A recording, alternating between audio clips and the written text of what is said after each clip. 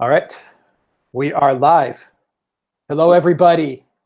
How's everyone doing? If you hear us, let us know on the chat. Hello, Dover, UK. Hello, Seattle. Hello, Netherlands. Hello, Sweden. How is everyone today, this Sunday morning, afternoon, evening, wherever you are? Welcome to the Duran live chat number 9, guys. This is Duran 24/7. Essex, East Sussex, UK. Hello. Hello. Arizona. All right, I used to live in Arizona. Awesome. Toronto, Canada, Athens. All right. Florida, Australia, Britain, Finland, more UK, North Carolina, Rome, Italy, Alexander Mercouris in London, UK, editor-in-chief of Duran. Hello.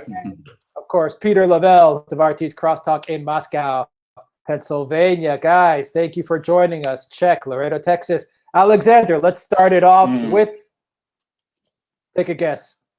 I get a guess. This is a hard one. It begins with a K. Begins with a K. Khashoggi. Everybody wants to know about Khashoggi. Am I right, Alex? Yeah. Yeah, I thought it probably was.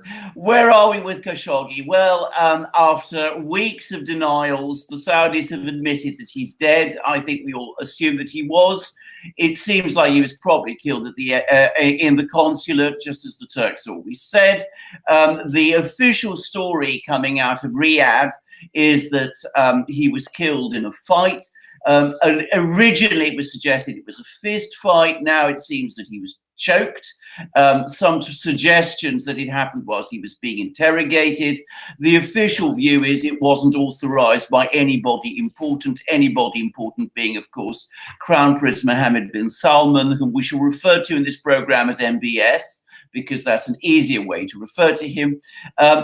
Donald Trump seemed at one point to be lending credence to this story. I don't think anybody else believes it. And I think there's growing criticisms in Europe and everywhere else about it. And of course, there's growing talk about this audio tape, which is supposed to exist, which is about him having died under interrogation and perhaps being killed while he was alive, cut up whilst he was alive. So we've got lots to talk about on this one, about the international reaction, about the situation in Saudi Arabia itself, and about where this is going and where this leaves MBS and his future. So over to you, Alex. Well, Peter, I got a simple question here for everybody. I think it'll kind of clear it all up. Where's the body? Well,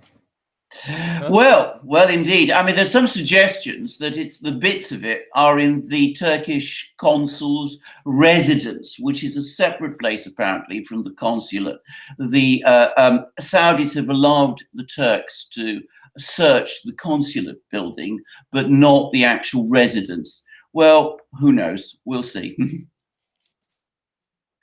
Peter, one of the questions before the chat was, has Russia heard that audio tape that they say is floating around?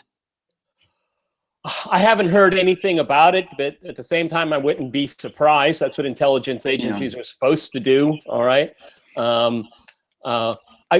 Russia is wisely stepping back and watching this all unfold, because if you look at it, it's in its totality. It's Western allies quarreling among themselves. Donald Trump doesn't want to lose this relationship with Saudi Arabia, which he won't, even if the Crown Prince goes. I think that this is all overhyped in the media. Israel definitely wants MBS to stay, because they have this burgeoning alliance that is actually coming out in the open. The Europeans are getting a little nervous as usual. They don't really know how to. Germany is thinking about cutting off arms sales, but really the bigger stake here, what the stakes are here, it's all about Iran, everybody, because the Pompeo, Bolton, they see what's going on with the Crown Prince is a distraction to what they want to accomplish in the greater Middle East. And that is why I think there may be a push for him to be removed. and I feel both, very mixed about that. Again, Western countries determining the fate of foreign countries, their leadership. I mean, it's the same kind of neo-colonial mindset. But what we have here in Saudi Arabia is serious, serious damaged goods. All right. How many tens of billions, hundreds of millions were spent on this charm offensive over the last year and a half, 2 years? It's all gone to waste.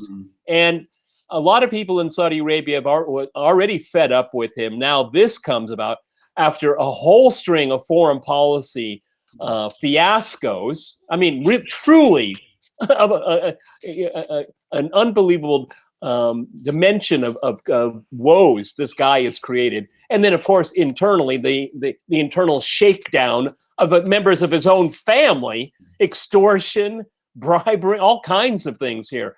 I mean, you can't, if you annoy everybody all at the same time, not a lot of people are going to keep stalking you. So that's why this story is going to continue. It's far from over, far from over. Khashoggi, let's remember, this guy, he was an insider, okay? Don't paint him as some kind of Solzhenitsyn, okay? Because he wasn't, okay? This guy was in the thick of it. He was a player, all right? Now, we can talk about that in depth later on. We can bring in the Muslim Brotherhood and ideology and the Arab Spring, and this is where it all comes from here.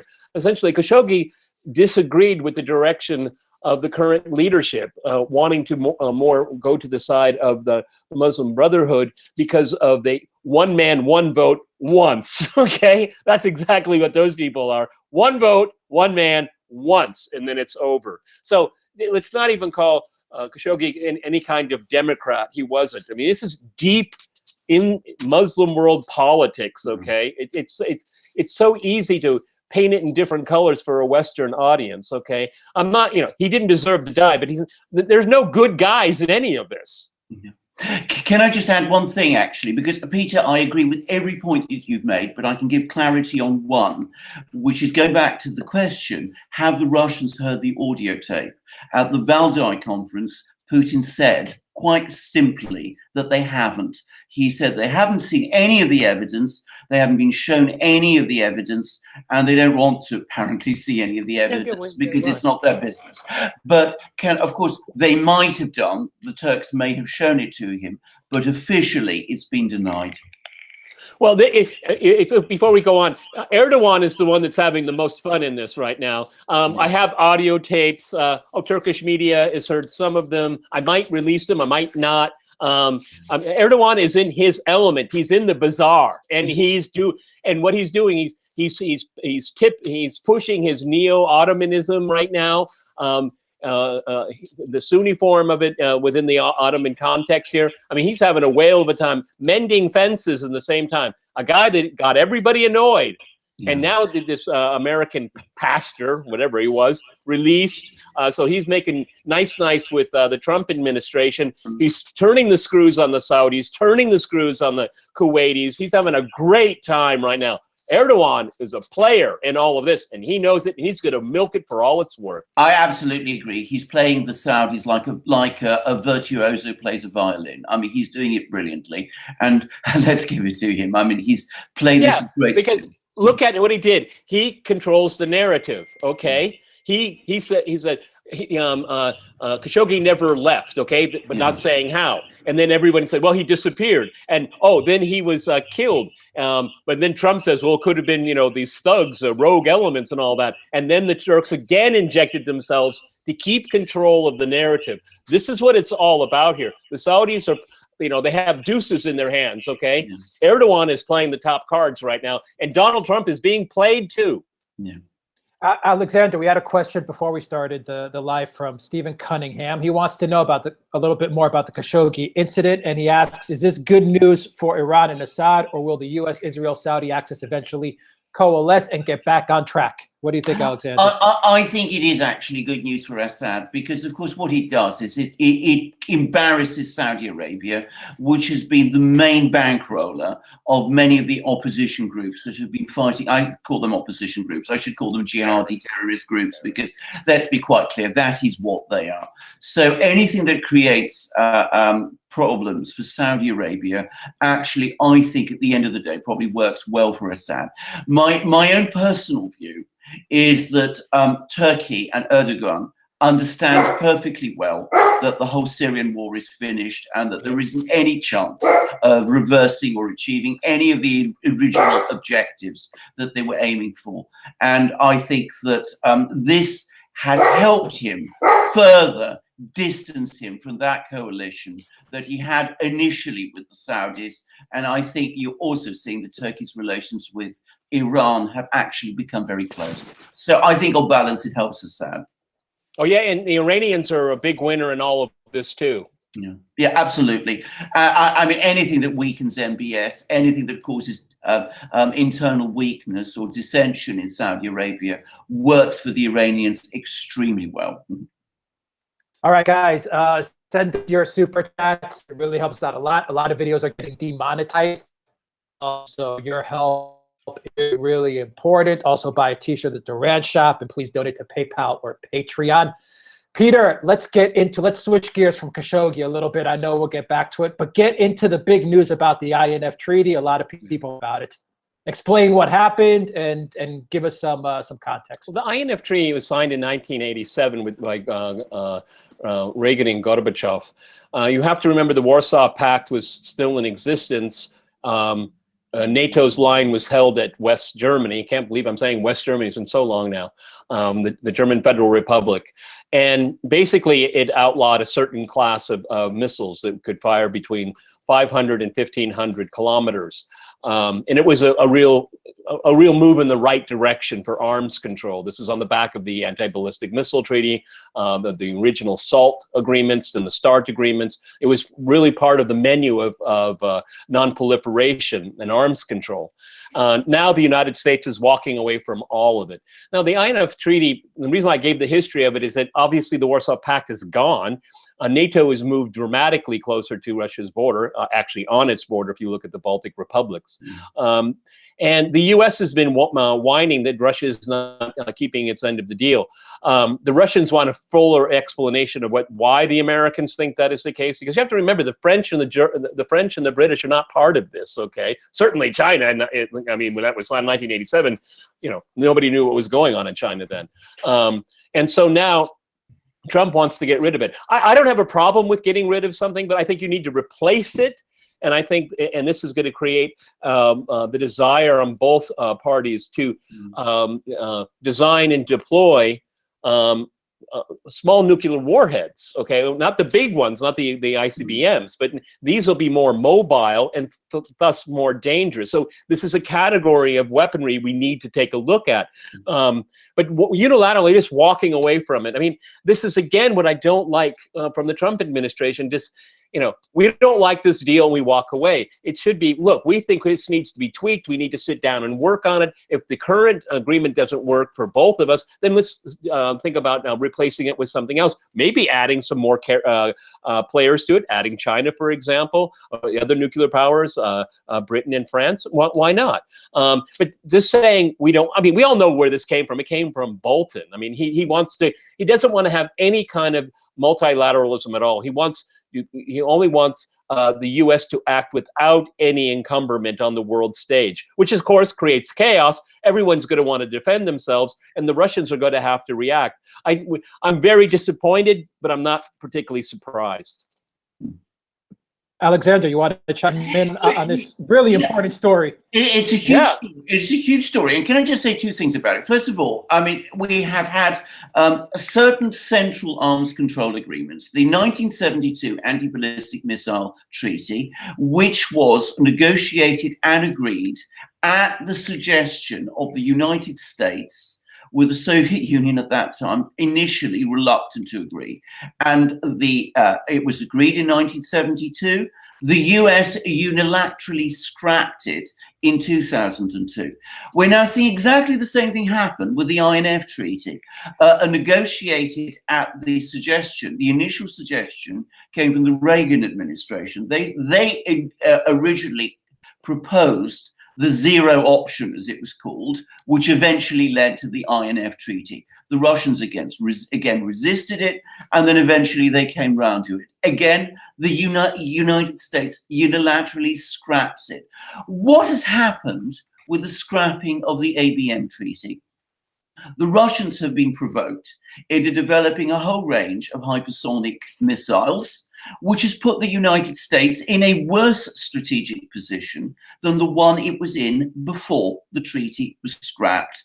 The US seems to be making exactly the same mistake with the INF Treaty. It is now in scrapping a treaty, which I think most people who have looked at it think that it works quite well, actually, in the US and NATO interest. And yet it is the US which unilaterally is scrapping it. So it is extremely bad for anybody who cares about disarmament, who cares about world peace, who is worried about an arms race. All of this is going to crank up. But it is not going to work in the end in the interests of the US. And already we're seeing divisions about this in Europe. Britain and NATO, the NATO bureaucracy, have backed what the US is doing. The Germans have made absolutely clear that they are very unhappy. So, you know, more divisions, more disagreements, more of an arms race, heightened tensions, and in the end, the United States, I predict, in 10 years' time, is going to regret doing what it has just done. Also, if you look at the larger picture here, we look at the abandonment of the Iran nuclear deal, the INF. Why in the world would any country now sign an agreement with the United States? I mean, see, this is a reputational problem now, because first of all, they don't want to negotiate. They only want you to do what they tell you to do. And so any kind of agreement now on paper would be meaningless, because will the US walk away from that too? See, the reputational impact is vast. And we already have we have precedents now. I mean, this is a trend. And this is going to push the Europeans. Depending on what happens with Brexit, I don't have a clue anymore what's going on with that. But, you know, with the EU, with or without the UK, they're going to have to contend with Russia on this issue, because this is one of the, if you go back to the 80s, remember, Alex, the anti-war movement? I mean, that was a big deal. Why? Absolutely. Because these are American missiles, and then at that time, Soviet missiles, and the victims would be who? Europe. Yeah, exactly. Okay? So now they have to get involved in this for their own safety, their own security. I mean, again, this is so short-sighted. Again, I want to stress, if an agreement, any agreement, you find problems with, sit down at the table and work it out. Okay. Exactly. And while we're still on this topic here, the START agreement, the Strategic Arms Agreement, it is due to expire in 2021. There is no talk about renewing it, updating it. It would take about, 3 or 4 or 5 years to update these things. These things are very technical. You have to have the best mind. So you just can't, I mean, I guess you could say we could just renew it, but you wouldn't do that because so much of the technology is changing. Hypersonic weapons, for example, how do you fit that in there, okay? So again, this is like a bull in a china shop. It's not being thought out. Exactly. I mean, if I can just say, I mean, now, in the 1980s, the United States had a military technological advantage because they could deploy cruise missiles in Europe and Pershing II ballistic missiles in Europe, and they could, and the Russians could not deploy analogous missiles in their territory, which could reach the United States. So that gave the United States an asymmetrical advantage. That advantage is going because of the advances in technology. You can now have cruise missiles launched from Russia, which can reach the continental United States. So I cannot see for what possible benefit the United States gets from scrapping this treaty. It is a huge mistake, and it should be a big news story, and it's worrying to some extent that it's not. And Peter's absolutely right. If they want to recreate the massive peace movement that existed in Europe in the 1980s, which caused huge embarrassment to the British, German, and American governments, then they're going about it in exactly the right way. And if they want an arms race, then they'll get one. Well, they'll get one, and they won't. Who needs that? And it won't be just against Russia. It will be against China too, because part of the rationalization for scrapping this treaty is so that they can install these weapons, these intermediate weapons, to counter China. China will, of course, respond, and the aggregate industrial resources of Russia and China taken together in an arms race are now greater than those of the US. All right, we got on China. Peter, someone wants to ask you, Russia gas, Ishan7 wants to ask you, Russia gas is being purchased by India and China. Where does this lead to the oil industry? Well, what it does is that, okay, you have to look at the global competition right here.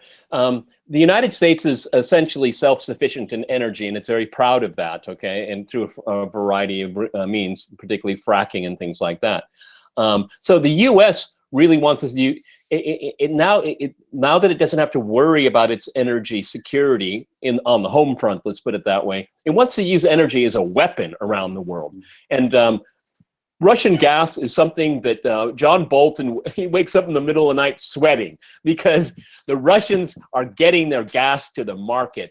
The Germans are not going to budge on the Nord Stream 1 and 2, and the Chinese and the Indians, they don't want to be subject to American hegemony in the energy markets. That's why, you know, Iran boycotting Iranian oil starting in November. That's part of this global hegemony to control the energy markets here, and it's falling flat on its face. All right. I mean, I read a report a couple of days ago on some nutcase in Poland. It's better to buy more expensive American liquefied gas than buy it from the Russians. I lived in Poland for 10 years. It's such a Polish way of looking at things, okay? Why don't you just cut a deal with the Russians, okay? You know, you want a pipeline too? Maybe we can get you one too, okay? I mean, really, think rationally about this. But this is a global competition. I mean, it really is the 21st century great game being played, is who's going to be able to corner these markets here.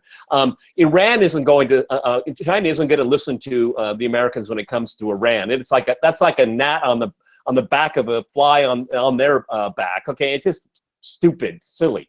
But that's going to create tension in the South China Sea because it's a conduit to get oil tankers through there. See, the Americans are, you know, it's nothing about democracy. It's not about the Chinese menace, the Russian menace. No, it's about your buddies in the oil and gas companies that you want to control. Okay, this is big stakes here, and that's why you see this erratic behavior. You know, the Chinese buy Russian weapons. You know, China shouldn't do that. We're going to sanction these companies here. I mean, China can't choose its own friends. It can't choose its own energy suppliers. It can't choose what military hardware it buys in the world. What right does the United States have to determine that? It's silly. And people are looking at it now as being more and more silly. So global competition for energy resources is top-notch problem that the U.S. has to worry about, and it will fail. It will not succeed in its endeavors, not at all. It'll alienate a lot of people in the process. Watch.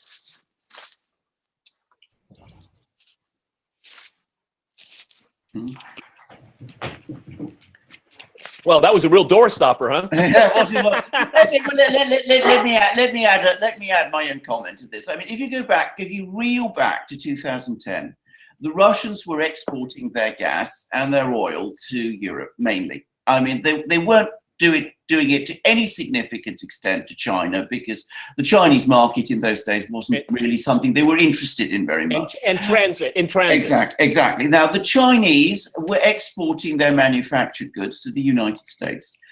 Both the Chinese and the Russians in those days wanted to have good relations with the United States. What has happened since? We've had an array of sanctions against Russia. We've had campaigns against the Nord Stream 2 pipeline, which, as Peter correctly says, is going to be built whether the United States likes it or not. We've had endless propaganda campaigns against the Russians. We've had a succession of tariff wars launched against China. We've had threats against the Chinese in the South China Sea, which, as Peter correctly says, is called the South China Sea for a reason. So what is now happening? The Russians are redirecting their energy exports to China, and the Chinese are redirecting, they're pivoting their arms purchases and their technology purchases towards Russia.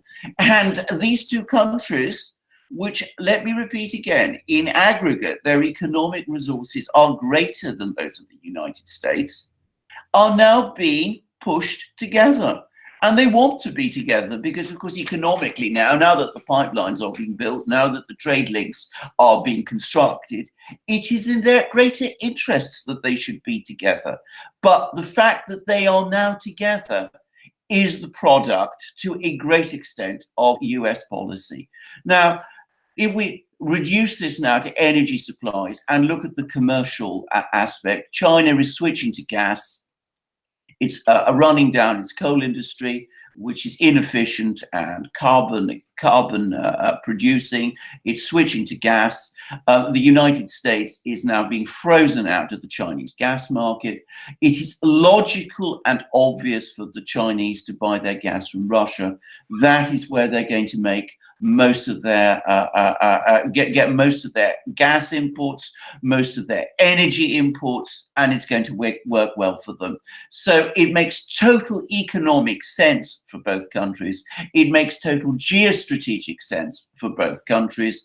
It is a outcome that was perhaps not the one that the US could have ideally wanted, but it is the one that the United States has itself created. So it's not surprising. It could have, for example, this is a real life could have been a real life possibility. Yeah. Look at the vast reserves of energy in the Arctic. Now, that would have been a remarkable move. This, the American companies and the Russian companies say, hey, we're in the Arctic. Geographically, we're there. Why don't we do this together? Why don't we do it together? We can share technology. We can share the profits. We can make sure this is a demilitarized place. This will be the safest place on Earth. That was doable. That was doable even 15 years ago. Yeah. Now that is impossible. Why? Because of what Alexander Mercouris just said. So who's going to do the Arctic together? Russia and China. Exactly. I mean, it wasn't inevitable. It wasn't. Not only was it not inevitable, but as Peter remembered, it was being talked about. There were discussions about producing gas in the Russian Arctic with US companies actually physically involved there. Oh, they were salivating over Absolutely. Exxon did huge deals about this. BP could have done it. Exactly. And they were the preferred partners for Russian companies, which had always up to then looked traditionally to Western countries for their technology and for their financing to develop these resources. The US blocked that. The Russians have developed their technology themselves because they're a technologically advanced country, something which people in the West never seem to understand. And the Chinese have all the financing that is necessary, and they also have the need. So I think I'm sorry, everybody. I think we lost Alexander Mercouris, and I don't see the questions. And right, Alexander Christoforou is gone. We still have Alexander Mercouris. All right, I guess I'm gonna. This is crosstalk now. Yes, I know. I can't see the questions. It seems we're having technical problems, guys. We're very sorry. If you can still hear me, but as I said, we were talking, I think, very interesting things about the geopolitics and about the oil and the gas. And very interesting questions about the gas transfers from Russia, which are going to build up. I mean, what we're going to see in the next 10 years, I have no doubt about this, is a merger of the Russian project for the Eurasian Economic Union and the Chinese One Belt, One Road program. I mean, this has actually been talked about. And I was with Peter at the St. Petersburg International Economic Forum in 2016. And I remember Vladimir Putin there talking about a greater Eurasia project, which is going to bring all of these things together.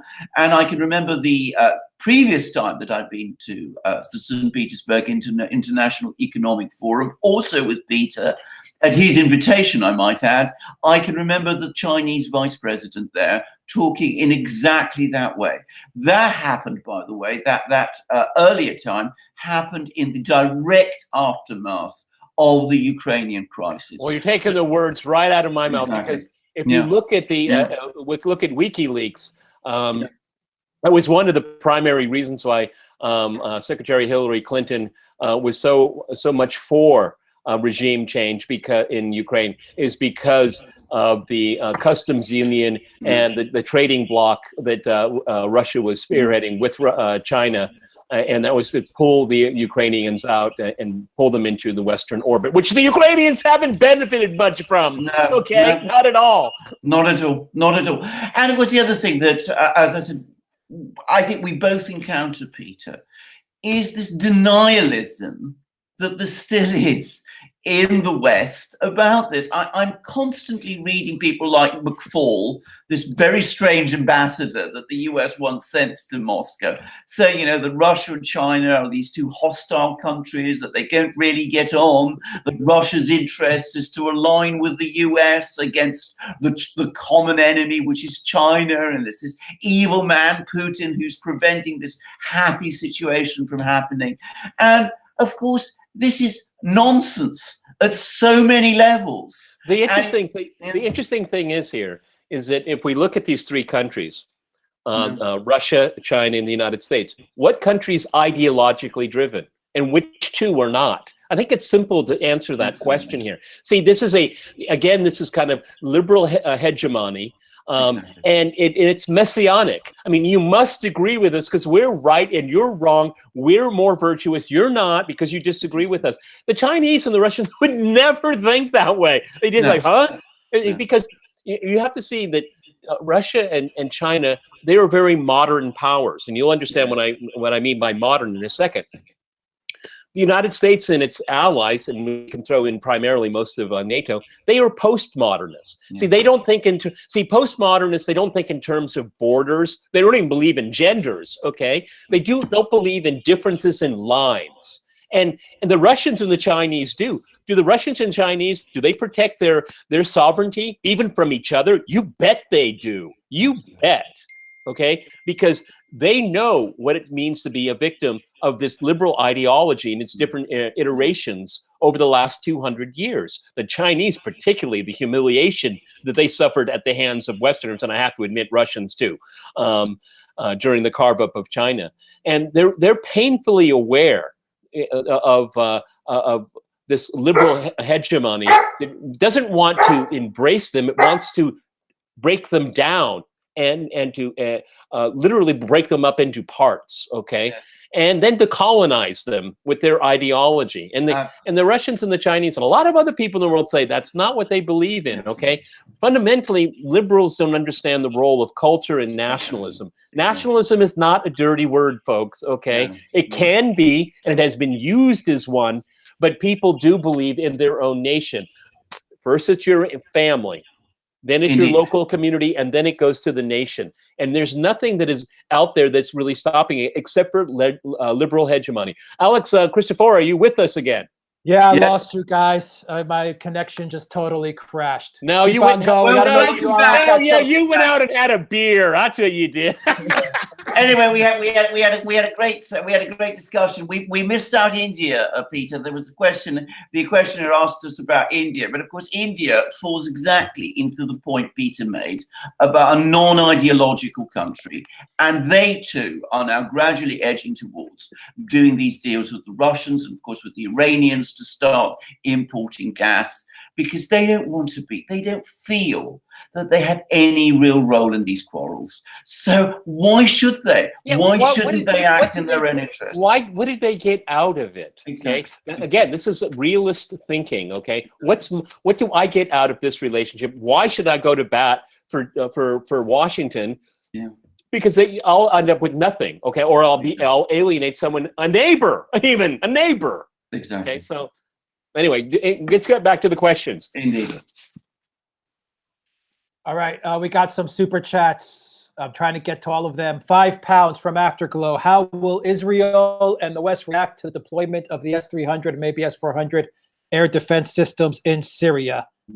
They'll Alexander, you want to? They'll be careful. I think we will be careful. I mean, there's been some rather wild stories about the Israelis and the Americans now training to attack these missiles, and there's even been talk that they will attack these missiles. I think there's two things to say about this. Firstly, this was a very measured and proportionate deployment. The Russians have not swamped Syria with masses of S-300 missiles. They've deployed them in a specific area in relatively small numbers, principally to protect their own bases. They're under Syrian control, but there'll be Russian people supervising that. What the Russians have said to the Israelis, and by extension to the United States, is this: if you threaten our people in Syria, which is what happened with that Israeli raid a few weeks ago, we will respond to it. If you threaten military action against Syrian military operations, which we support, to defeat jihadi terrorists in Idlib province, we will respond to it. We will do it in a proportionate way, but be under no doubt that we will do it. And I think the militaries of both countries, both the United States and Israel, understand very well that the Russians are totally serious about what they're saying. They're seeing it with these missiles. They also understand that the Russians are acting in a proportionate way. And personally, I think they will respect it. Peter, what do you? What I think what's really interesting here is that there's a separate conversation going on here, and that's with the Russians, the Syrians, and the Iranians. Now, at least nominally speaking, Israel's concern is the Iran threat. Okay, in America it's Russia, Russia, Russia. In Israel, it's Iran, Iran, Iran. And I think what the Russians are doing, being a good broker here, is like, well, okay, if that's really the issue here, let's see if we can allay those fears and make clear and be transparent what Iran is invited legally under international law into Syria, and the Syrians have invited them. But how to kind of segue that where everybody see, I know people always get angry with me about this, but I believe in looking for compromises, and that virtually no one ever gets everything they want. Either you're the Crown Prince of Saudi Arabia, I want everything, or Erdogan, I want everything. Most people are a lot less, fanatical than that, and settle for most of what you want here. And I think that's what's happening here. Idlib province is being cleared out. It's not getting a lot of press. They're not making a big deal about it. This is going to grind on for a while, and it slowly but surely is going to happen. And then Assad is going to have to say to the Americans, we took care of it. Now, you said you're here to make sure ISIS doesn't come back. Well, they're gone. So you be gone too. Yeah. All right, we got a $20 super chat from Beatrix. How long do you think the petrodollar will remain the world reserve currency?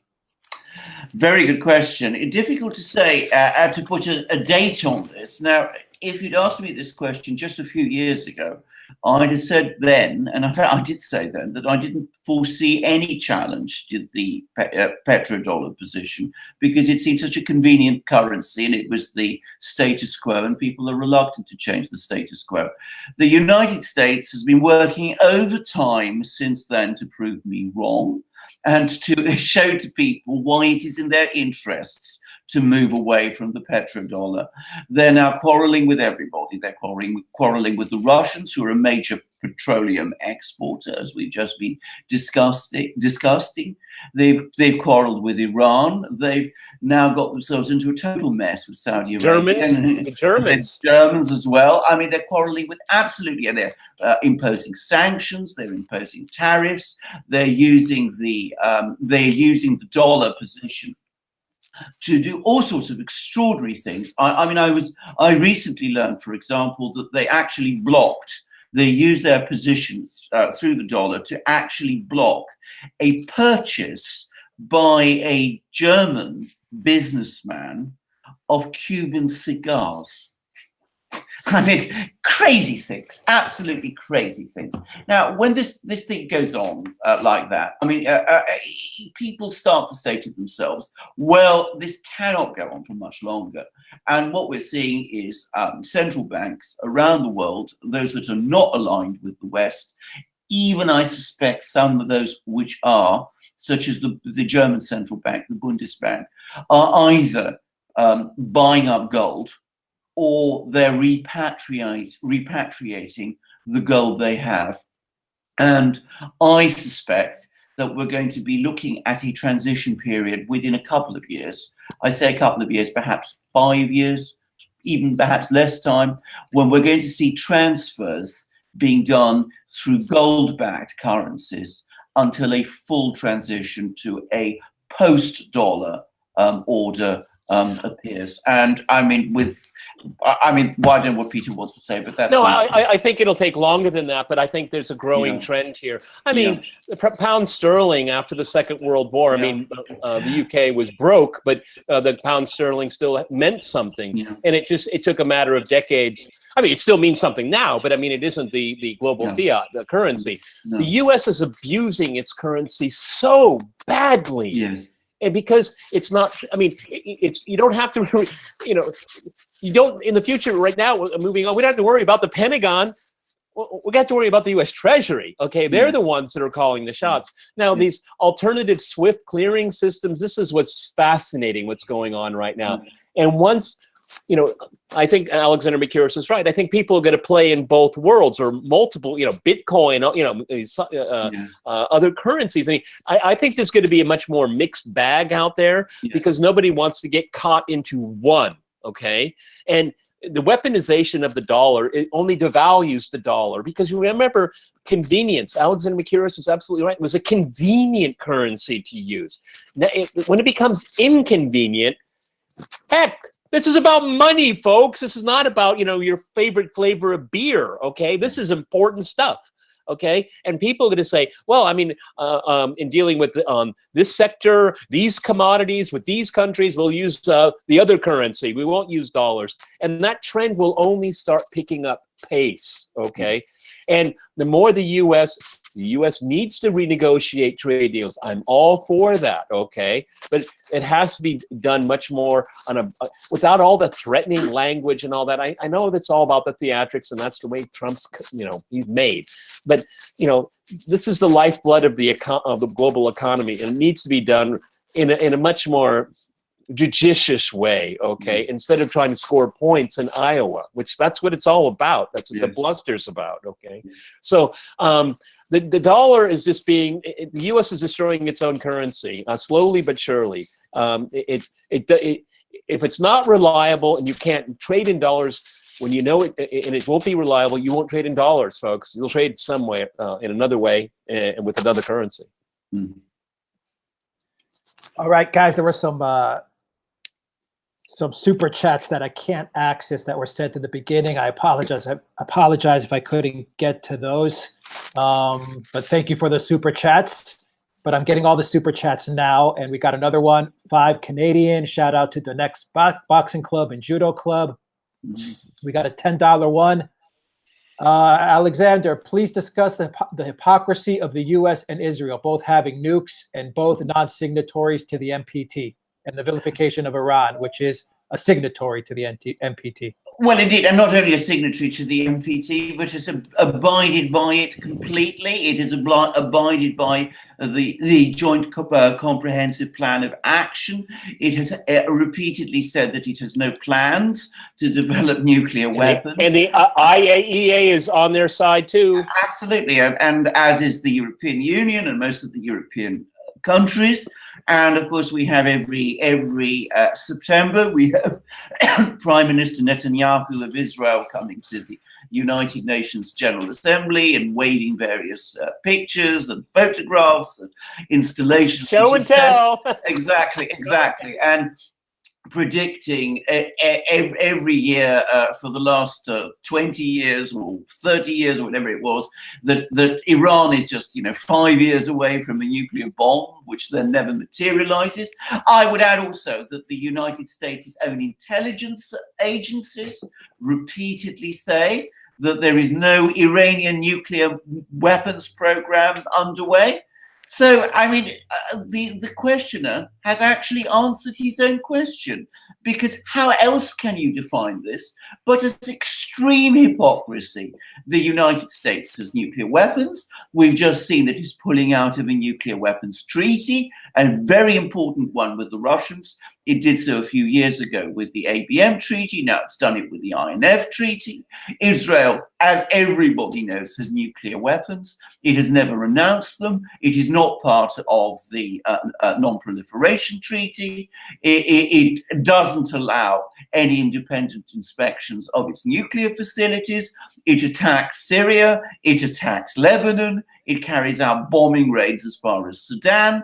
And yet it is these countries that set themselves up to criticize Iran. Now, I mean, to talk about hypocrisy in this context, I think, frankly, there is no word strong enough to describe it, and hypocrisy is not strong enough to describe what the position of the US and Israel is on this issue. Well said. Well said. We got a $5 super chat. Opinion on the ABM treaty withdrawal by US and 700 hostages held by ISIS. Will Jimmy or Tucker Carlson ever come on to crosstalk? Peter. I would love it if Tucker would, but I don't think Fox would like that.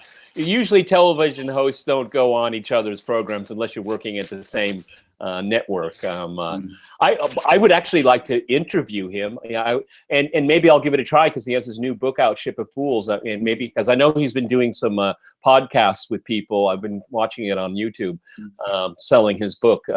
I'd be fascinated to talk with him. I'd just like to meet him. He's probably the only person in media that I'd like to meet.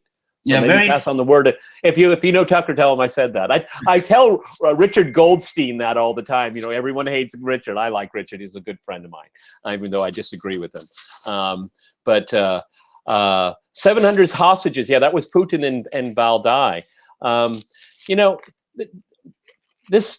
What's really interesting to me is Syria in the news anymore? No. Okay, because what's happening there doesn't forward the ideological interests of people in the West. What's happening there is a country's rebuilding, pulling itself together. People are coming back that were forced to leave. They want to live in their own country. They're proud of their country. They're proud of their communities, and they're coming back.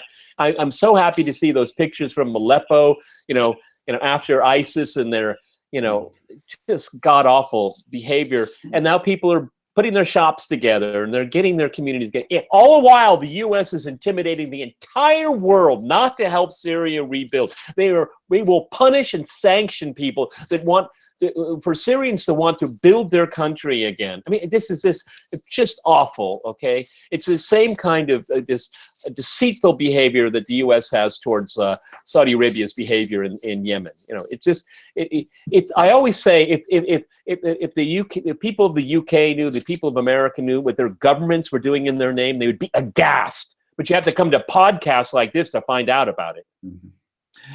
Just to add two things. Firstly, I read Tucker Carlson's book, Ship of Fools, and I was really impressed. So, I mean, I agree with all the things Peter said about him. And personally, I would like to see him on Crosstalk, but there we are. Peter says that may not be possible. On the 700 hostages in eastern Syria. Now, Putin made a claim at the Valdai conference. I would very much like to hear what the United States has to say about this. They issued a statement, which I have read, which some people say is a denial. In fact, it is a very, very qualified denial. Something apparently has been going on in that part of Syria. I'm not clear what it is. I would like some clarity about it. And it is very worrying that we don't get clarity from the US about the situation in that part of Syria where ISIS is based and where the United States is said to be fighting ISIS.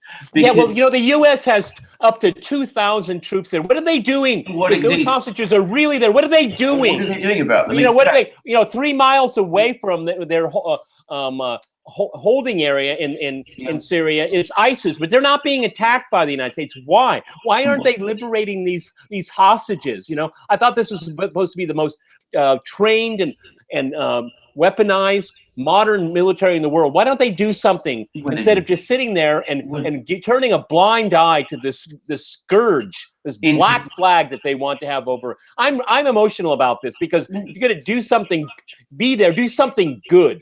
Okay. What they're doing is undermining the security of the entire region. Get out. No one wants you there.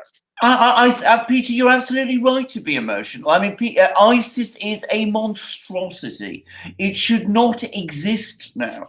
It has been defeated in Iraq.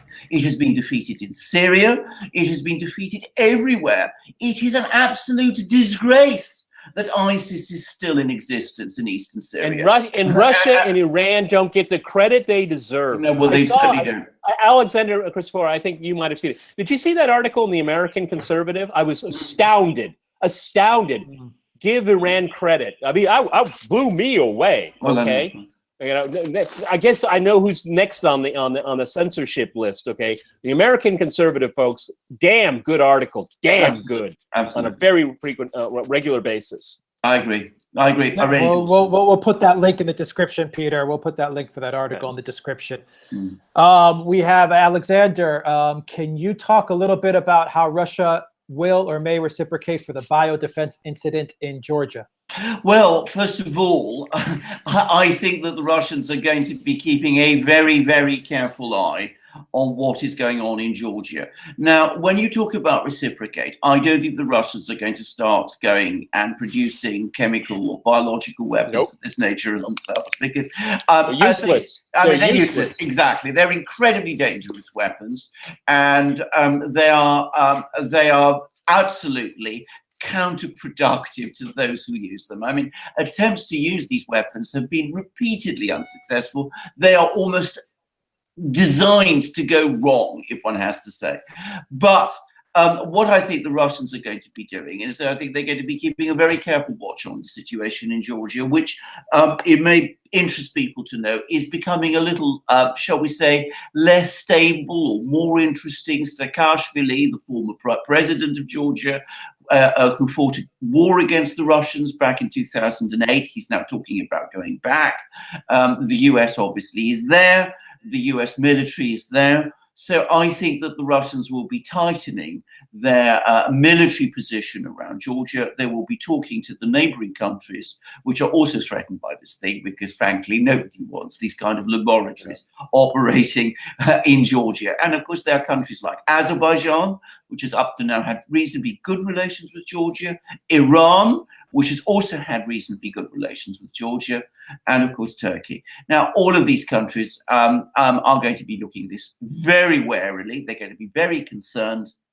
And ultimately, Georgia, if it is to prosper economically, has to have good relations with all of these countries. So the Russians, India, and with Russia, where an awful lot of Georgians live, and the Russians will be pointing out to the Georgians increasingly, and I understand there are some Georgians who are receptive to this. They're going to be saying to the Georgians, look, it is in your interests to move towards some kind of rapprochement with your neighbors, with Russia, with whom you've had a long and generally actually quite good relationship, end this connection with the US, which could go horribly wrong for you. And that is in your interests, and that is what should happen. There was some talk. Yeah, can I just finish? Just wait. Yeah, go on, Peter. Okay. No, I was just going to say, some people might think I have Iran on the brain. Maybe it's possible, but if the Georgians really cozy up with the U.S. so much militarily, and the U.S. was foolish enough to get involved in a military conflict with Iran, Georgia could be pulled in because the Americans will be using that territory as a staging ground. If you're a staging ground for that kind of conflict, you're a target. Absolutely. Little Georgia, Well, Think indeed. it through, folks. Think it Well, indeed. through. Well, indeed. So, and I mean, I would remind our viewers that, of course, when Georgia did fight its war against Russia in 2008, all that US military backing, all those US weapons and technology and training, they didn't do Georgia much good in the end at all. It was a funny story here. 5 days.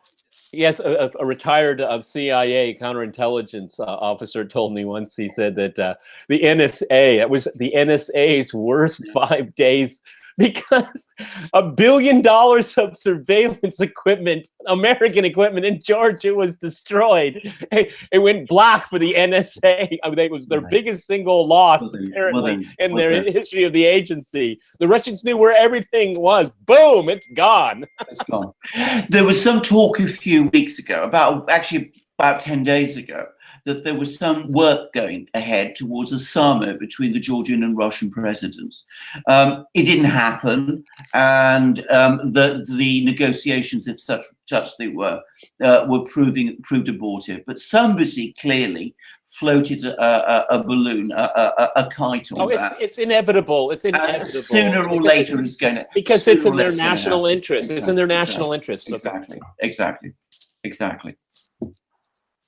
So that's it's going to be a diplomatic response. It's going to be a economic response in some ways, but a response that will be certainly from the Russians to this incident. All right, can we get an update on Yemen and Somalia? Some users want to know the Yemen war and what's going on in Somalia. Well, I mean, I can take Yemen real quick here. Because of this whole quagmire that I always get the initials wrong, the Crown Prince. I'm dyslexic.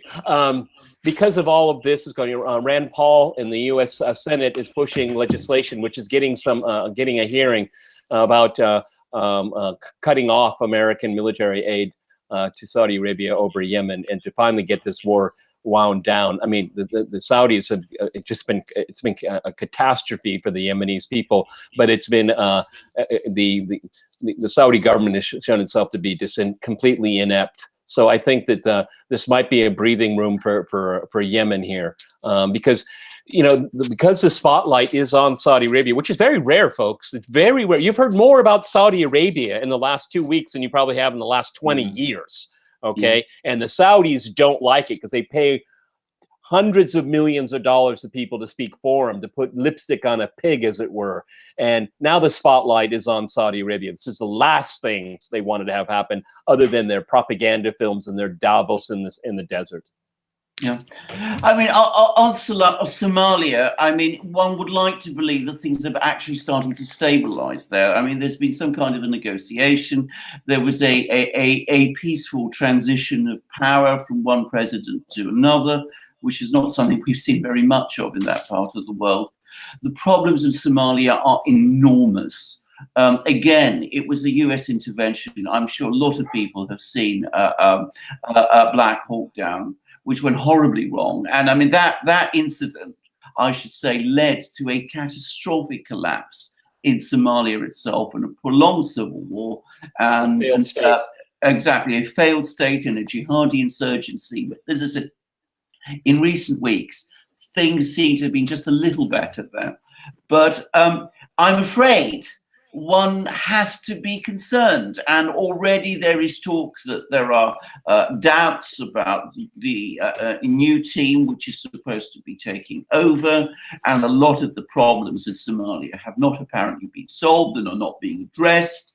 And again, it seems that the United States is always waiting in the wings, anxious to try and micromanage these events and trying to control them and direct them in certain paths. And it seems that there's a very real risk that things could still go badly wrong, and that we could end back where we were, where we started, with another war. But anyway, let's hope that with Somalia, things will start to get a bit better. As I said, it is a little bit more stable now. All right, we're per hour. We have 850 viewers online. now. Guys, I apologize on my end. My chat and my video is very spotty, so I'm just trying to get through the questions, and it's cutting me off. But Peter and Alexander are handling everything just fine. So me on my end, if I get cut off, Peter, Alexander, just start talking about what's going on in the news. Let's, guys, remember, help us out. Buy a t-shirt at the Duran shop, donate to our PayPal and Patreon page, and send us your super chats. I'm trying to get to the super chats. I'm trying to get to the questions. Like I said, guys, my chat is on and off. My video is on and off. You're in Anyway, Greece. guys, what do you expect? Yeah, I know, God.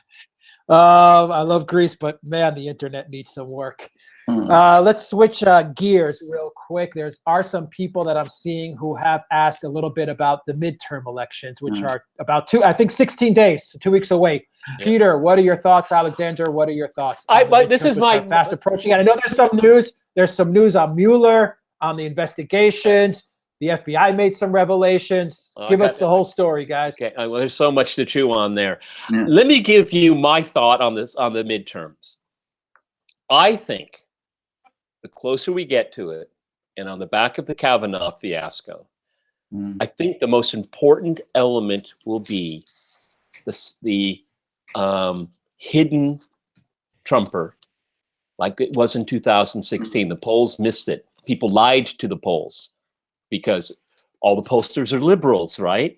And so you didn't admit that. I think there's the shadow Trump supporter out there, okay? It's going to depend on where you live. If his economic policies, which I think we've mentioned it before, we had to do a separate podcast on that, because I think we really need to unravel that.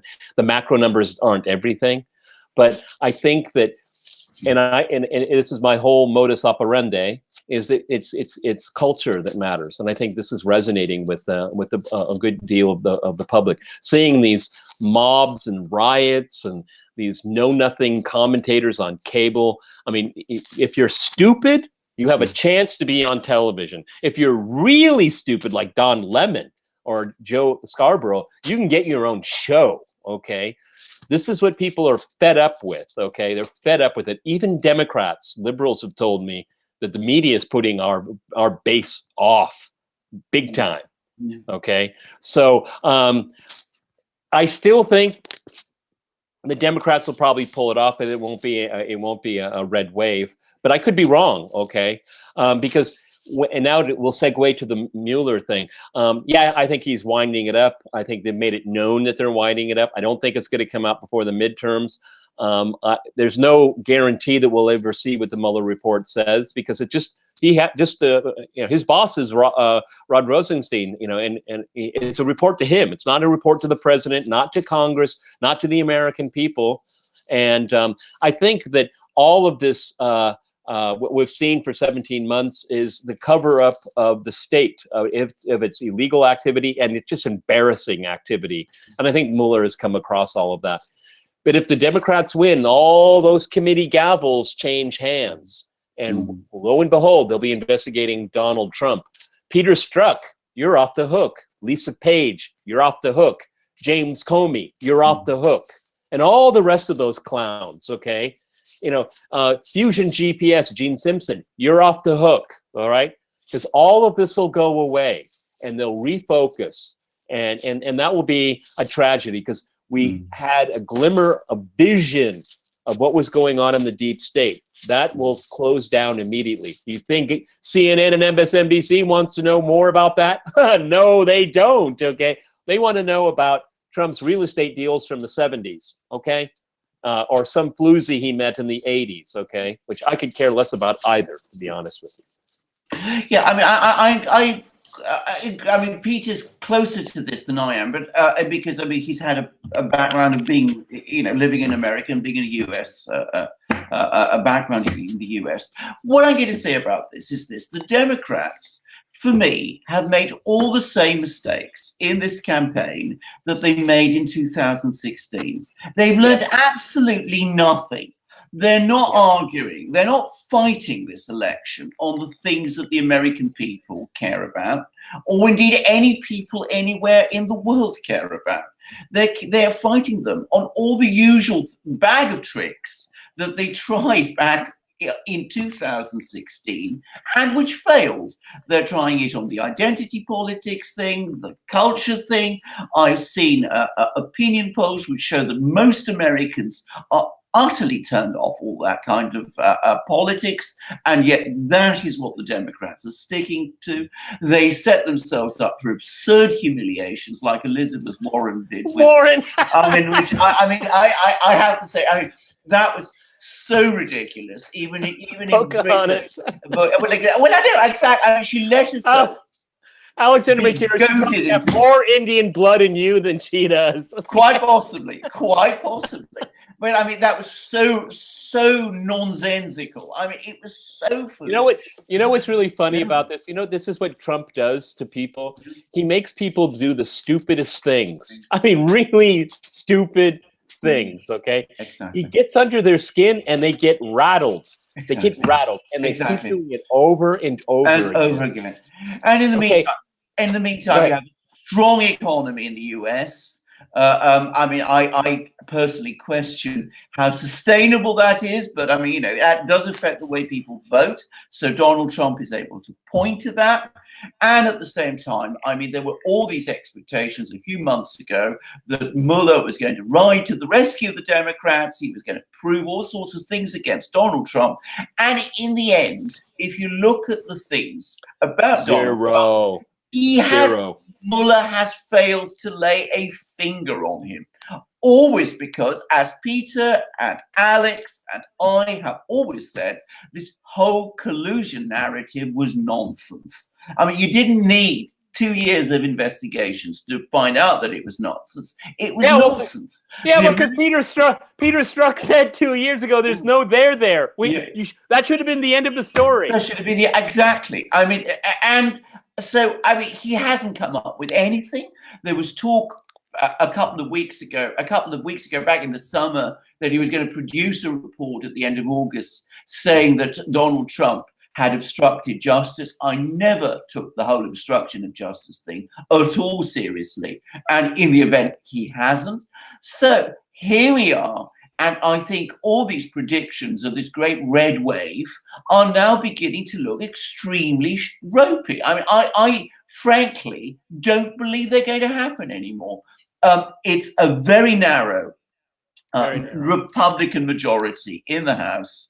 I would have thought, given the sort of cyclical swing in these things, it's likely the Democrats will still manage to get the House, but a thundering majority, such as they were expecting to get, I don't think they're going to get.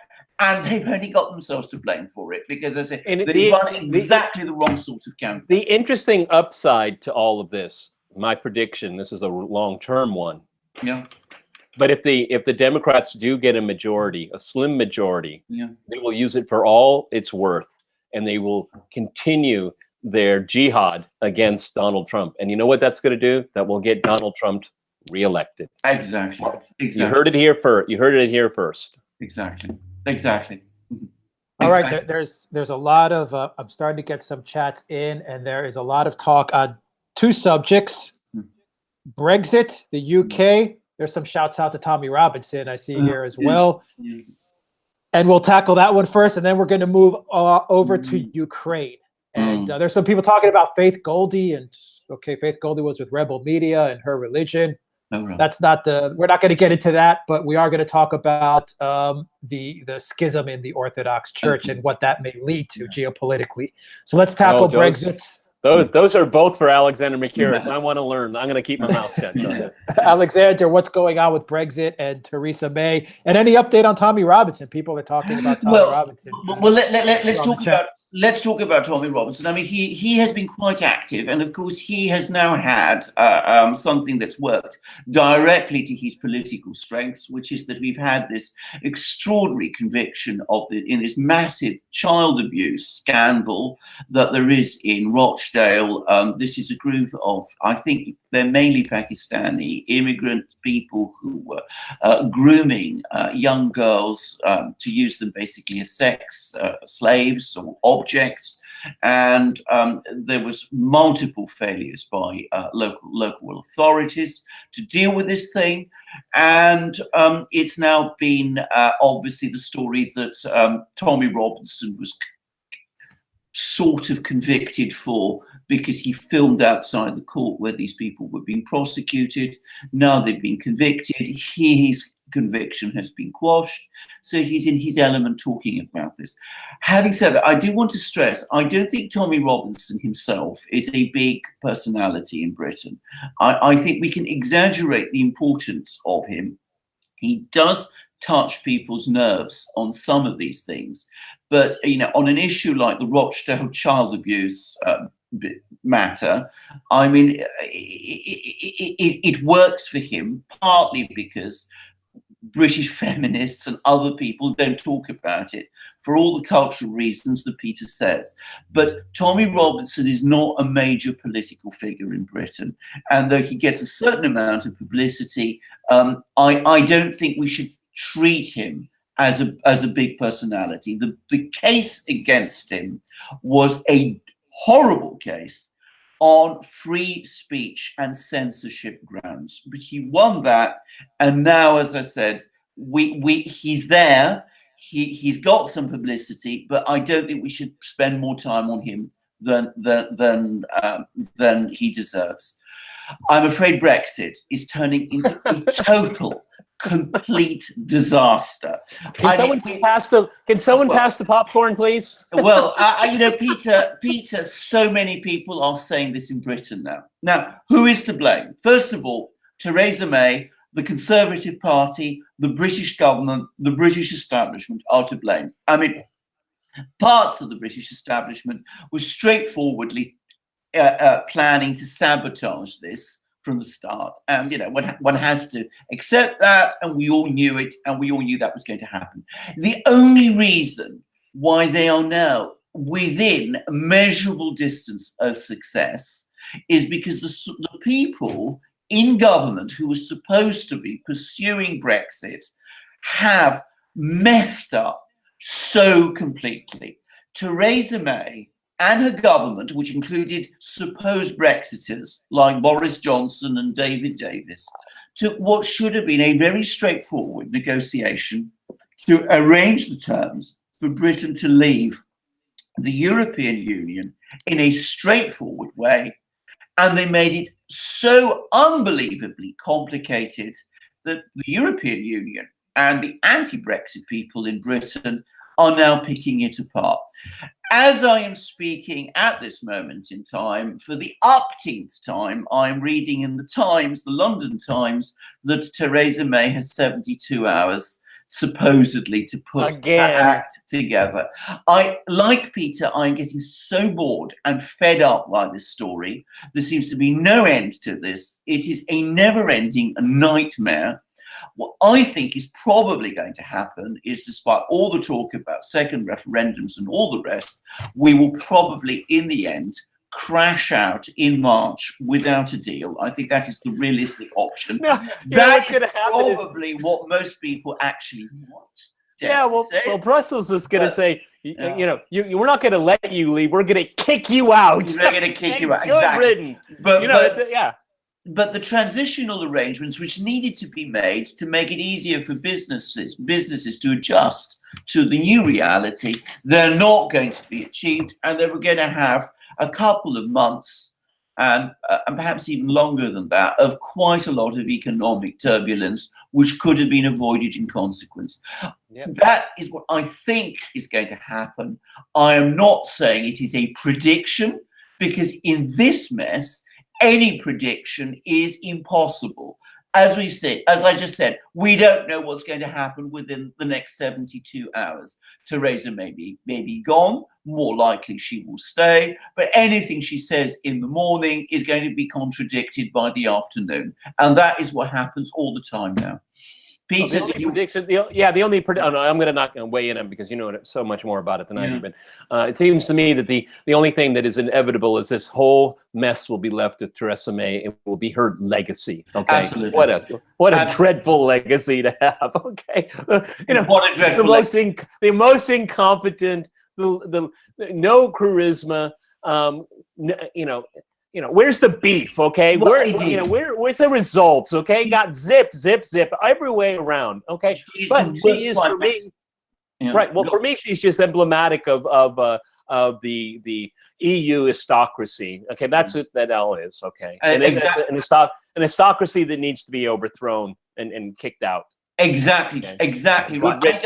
I just add one other thing, which is, I mean, if you want me to discuss the Brexit plans, of which there are so many, I'm just lost count of them. I have stopped bothering even to try. I am somebody who Peter and Alex will tell you relishes paper. I love going through these things and unpacking them and understanding them. This has now become too complicated, even for me. I mean, so complicated, in fact, I doubt that there's anybody, even in Britain any longer, who understands it. And it didn't need to be this way, because the referendum result, as Peter has often said to me, was completely straightforward and clear. And if we had worked in Britain to that clear and straightforward objective that was set out in that referendum, we would have had clarity a year ago at the latest. That we are in this mess is a total disgrace. No, what's for me kind of humorous here is that when this all crashes, this is a train wreck of unbelievable proportions, and then Theresa May or her most likely successor is going to turn to the United States. Can we make a deal right now? And they said, after what you did with Brussels, no way, get in the back of the line. They're going to get nothing out of this. Exactly. Zip. Exactly. All right, we had a €50 super chat, no question asked, just from Vin066. Thank you for that super chat. That's a nice super chat right there.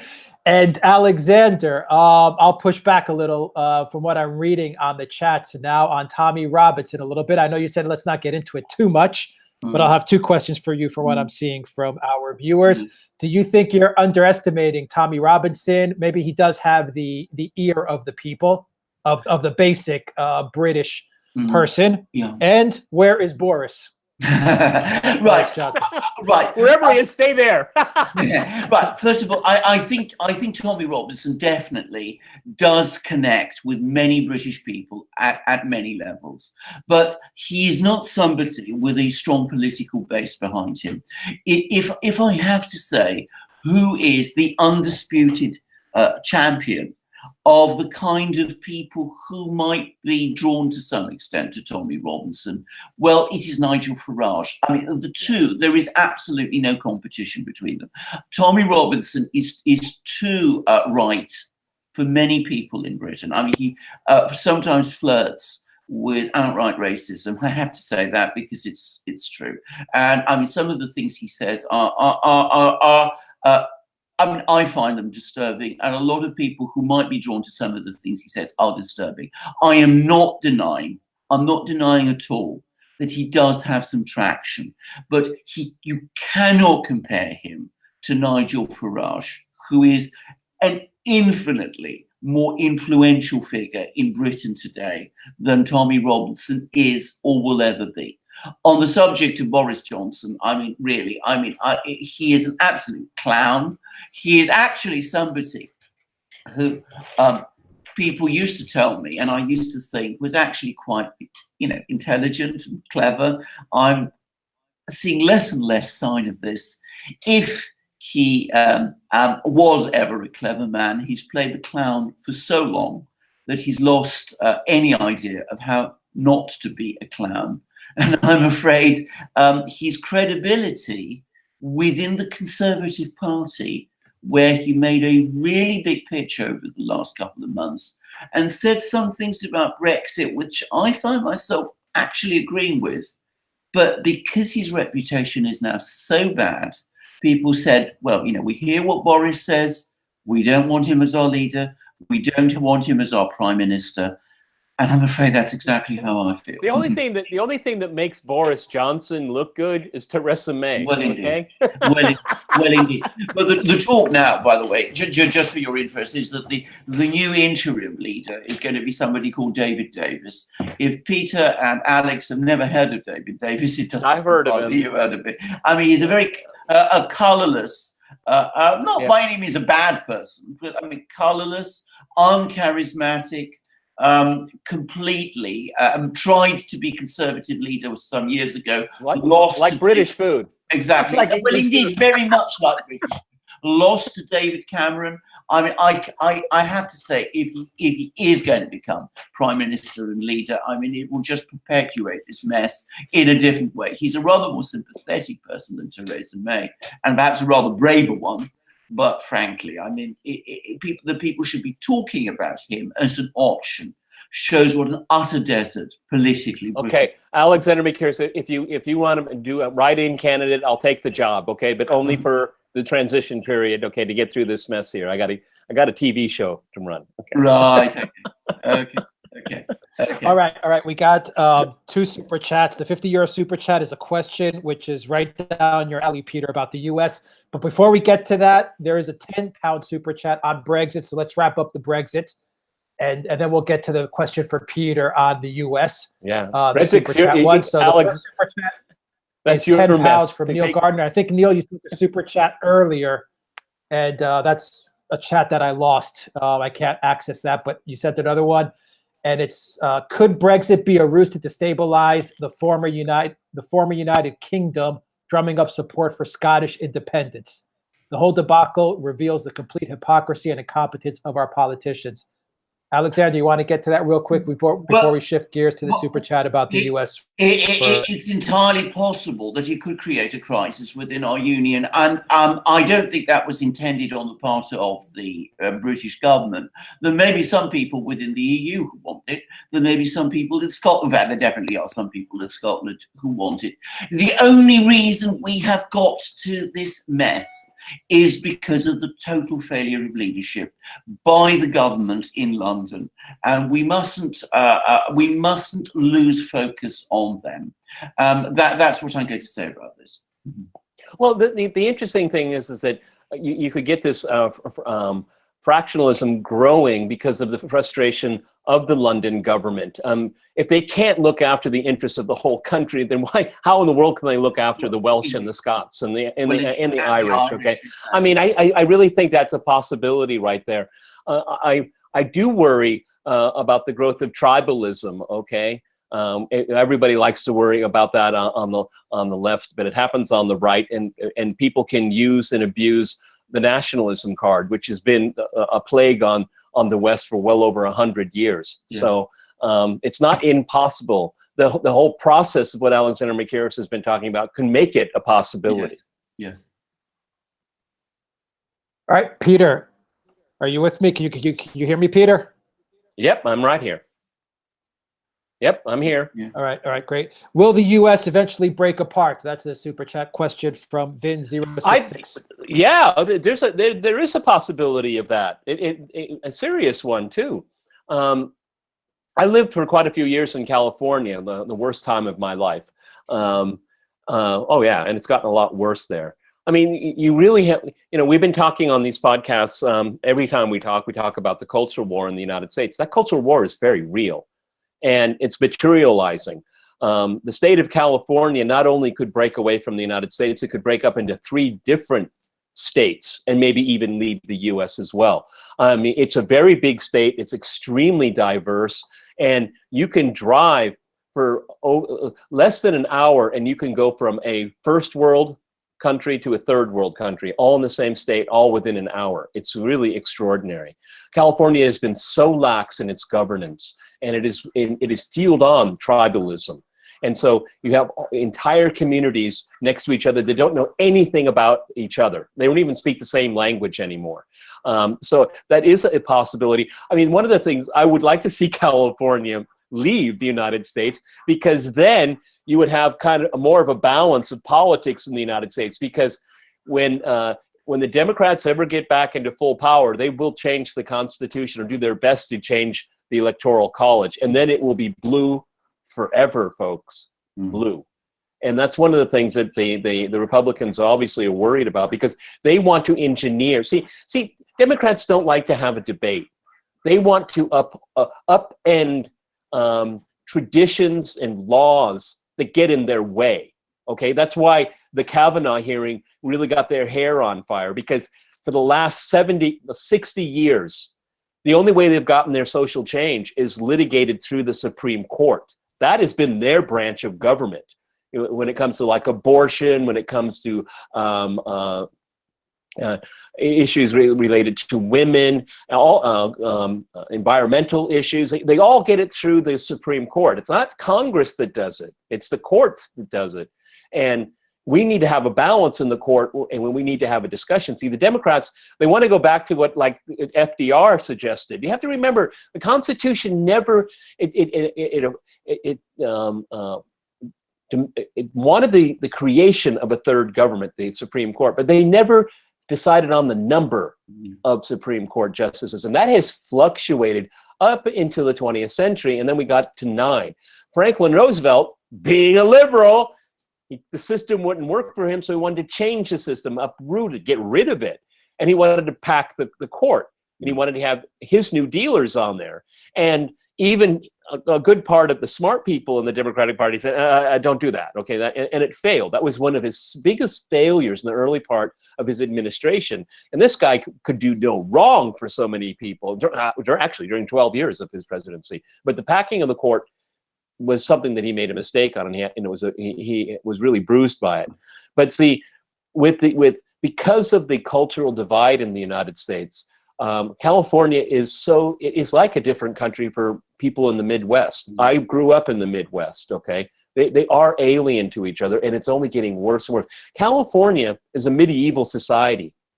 You have the castle and a moat. The castle is Silicon Valley, and then they have this moat, and they have all of the serfs serving them.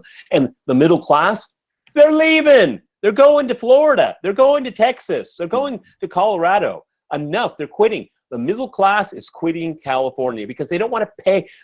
The Silicon Valley titans, they don't want to, they propound on their liberal ideology, but they don't want to pay for it. No way. They don't want to pay anything for it. So they make the middle class pay for it. The middle class says, I'm not getting anything out of this and I'm leaving. That's good. That is changing the demographics and the mindset of California. California is a very interesting test case. And to answer the question, I know I talked a long time. It isn't an impossibility that they would leave. They would want to leave. All right. We have a lot of people chiming in about Corbyn, Jeremy Corbyn. There's also a €2 super chat asking about London's white minority and Corbyn's stance on immigration and migration. Alexander, what are your thoughts on Corbyn? What are your thoughts on migration to the UK? And what are your thoughts on London? Right. Well, first of all, I mean, if you come to London, it is one of the most diverse cities on earth. I mean, I think that I'm right in saying that native English people are a minority here. I may be wrong about that. Please don't assume that. I'm definitely right, but certainly you see a very diverse culture here in London. And Corbyn is a London MP. He is the MP for Islington. He supports immigration to Britain. He's always taken a very strong line supporting immigrant people who come to Britain. And to some extent, I think this reflects the fact that he is a Londoner representing a London seat and very much accepting the political views on this issue that people have in London. Now, of course, that is a lot less popular outside London, where politics are very different and culture is very different. And in fact, if you look at the politics of Britain today, there is London, which is a bit like California, as Peter was describing it, and then there is the rest of England. And it is a fact, I no doubt at all, that Corbyn does less well in other places in Northern England, which are more English, than he does in London. Now, at the same time, one has to say that Corbyn is not a liberal. What I would describe him as is a old-fashioned Labour social democrat. His ideas for controlling banks, for renationalising utilities, for increasing taxes, they are the kind of policies that the British equivalent of the Silicon Valley crowd that Peter was talking about don't like at all. So you have this interesting situation with Corbyn, where he is got views on immigration, which are perhaps not very popular outside London, but he's also got views on other things, on economic questions, on tax issues, on social and political ideas, which carry a lot of traction indeed. So British politics are strange. Corbyn is definitely somebody to watch. He is becoming more secure in his position within the Labour Party. He had a very good conference. Let's see where he goes. Yeah, but the Corbyn looks good because of the alternative, Theresa May. See, people, you know, you have to think counterintuitively here. I am a conservative.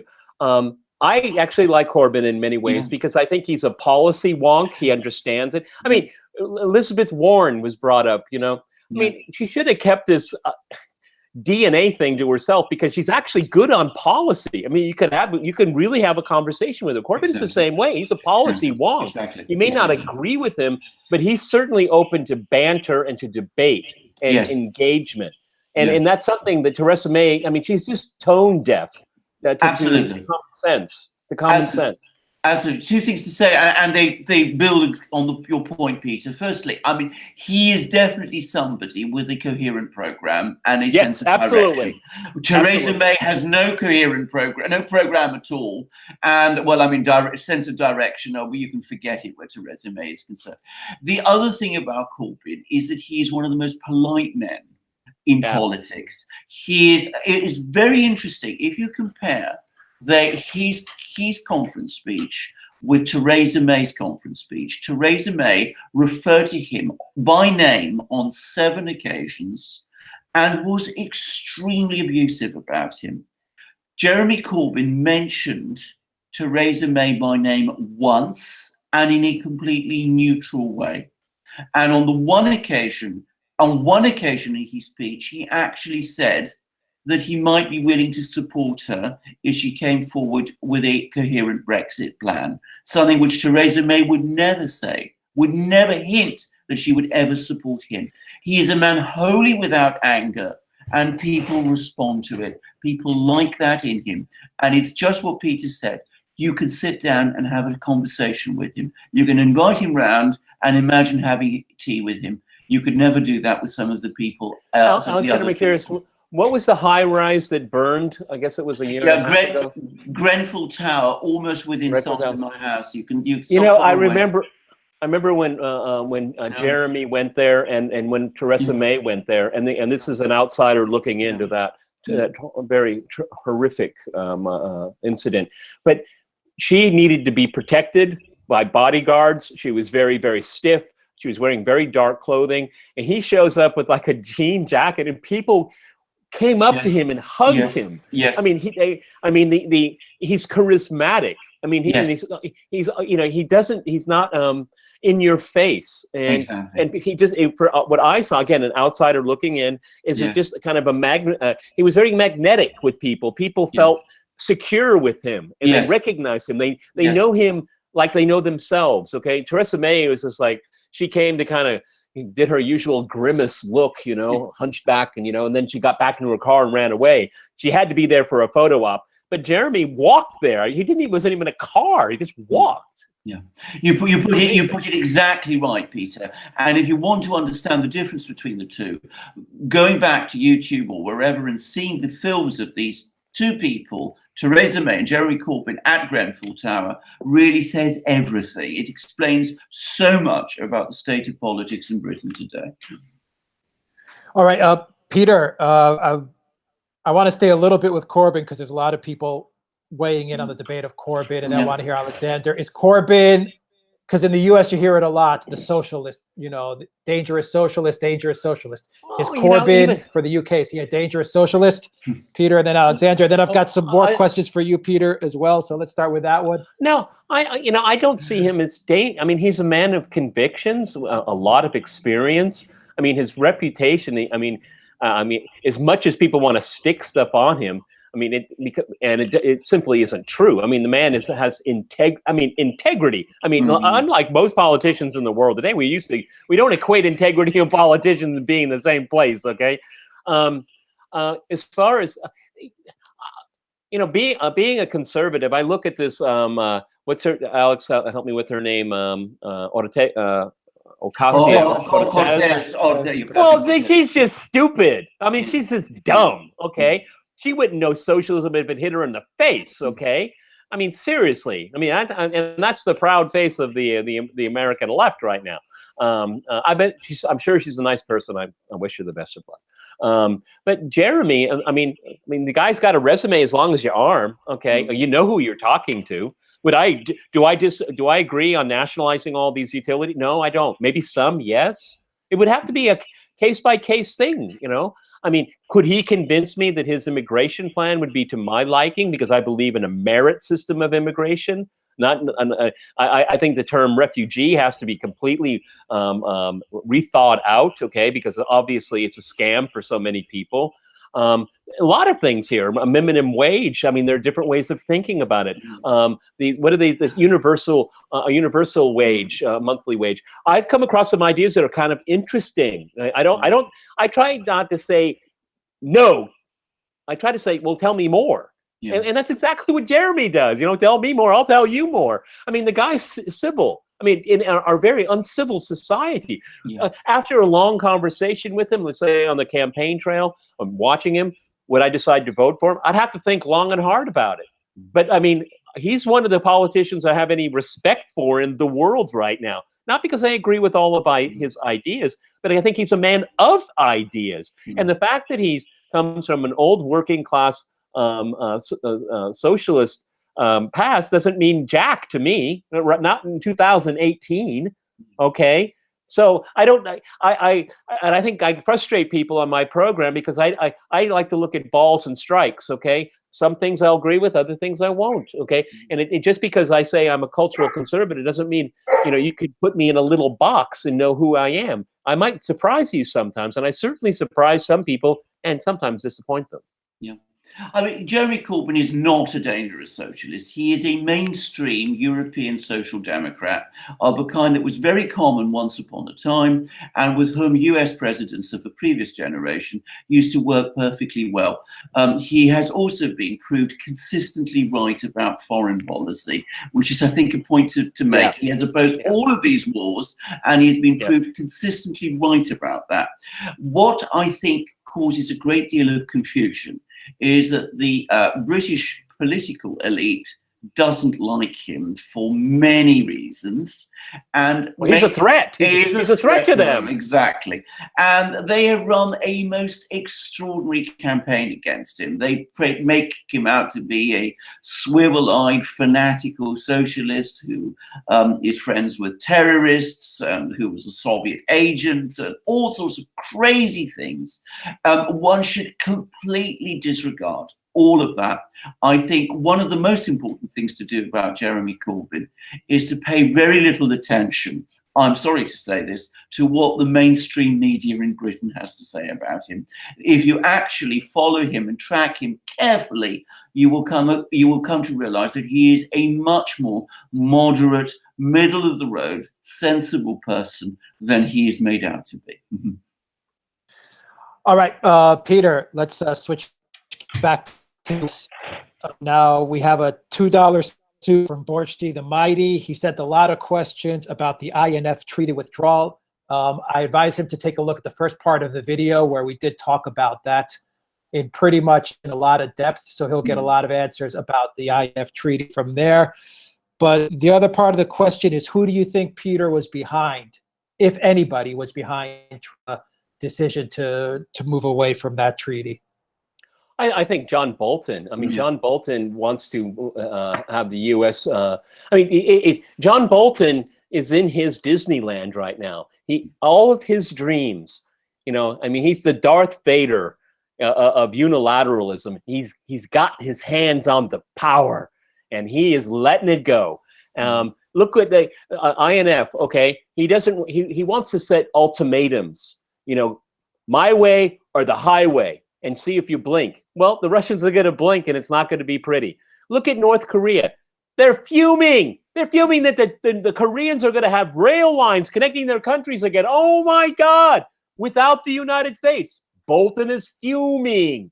You can't do anything without our permission. Okay, and now with the INF Treaty, I'm a little surprised maybe because it's the weekend, but the Europeans are going to say, "What? You're going to make us the target again?" That's why they made the treaty in 1987. Okay, I mean, I'm sure Merkel is going to say, "Hey, Vlad, are you down there in Sochi? Maybe I could stop by." Okay, it's just pushing everybody into Russia's arms. It's all counterproductive from the point of view of John Bolton. But this man, he is ideologically possessed. And I'll stress again, I do it usually on these podcasts. Why? America's unipolar moment is closing. That's why the U.S. is getting so aggressive right now. It wants to continue to set the rules, and it has less and less power to do that, because if you start as you alienate everyone else is going to say, enough of this guy. We got a lot of free protection for decades. Now it's beginning to be not cost effective for us. Okay, and you know what? Look at Sweden, look at Poland, look at Hungary, look at Italy. People are reimagining what the word sovereignty means. John Bolton is populism's greatest weapon in Europe. Yeah.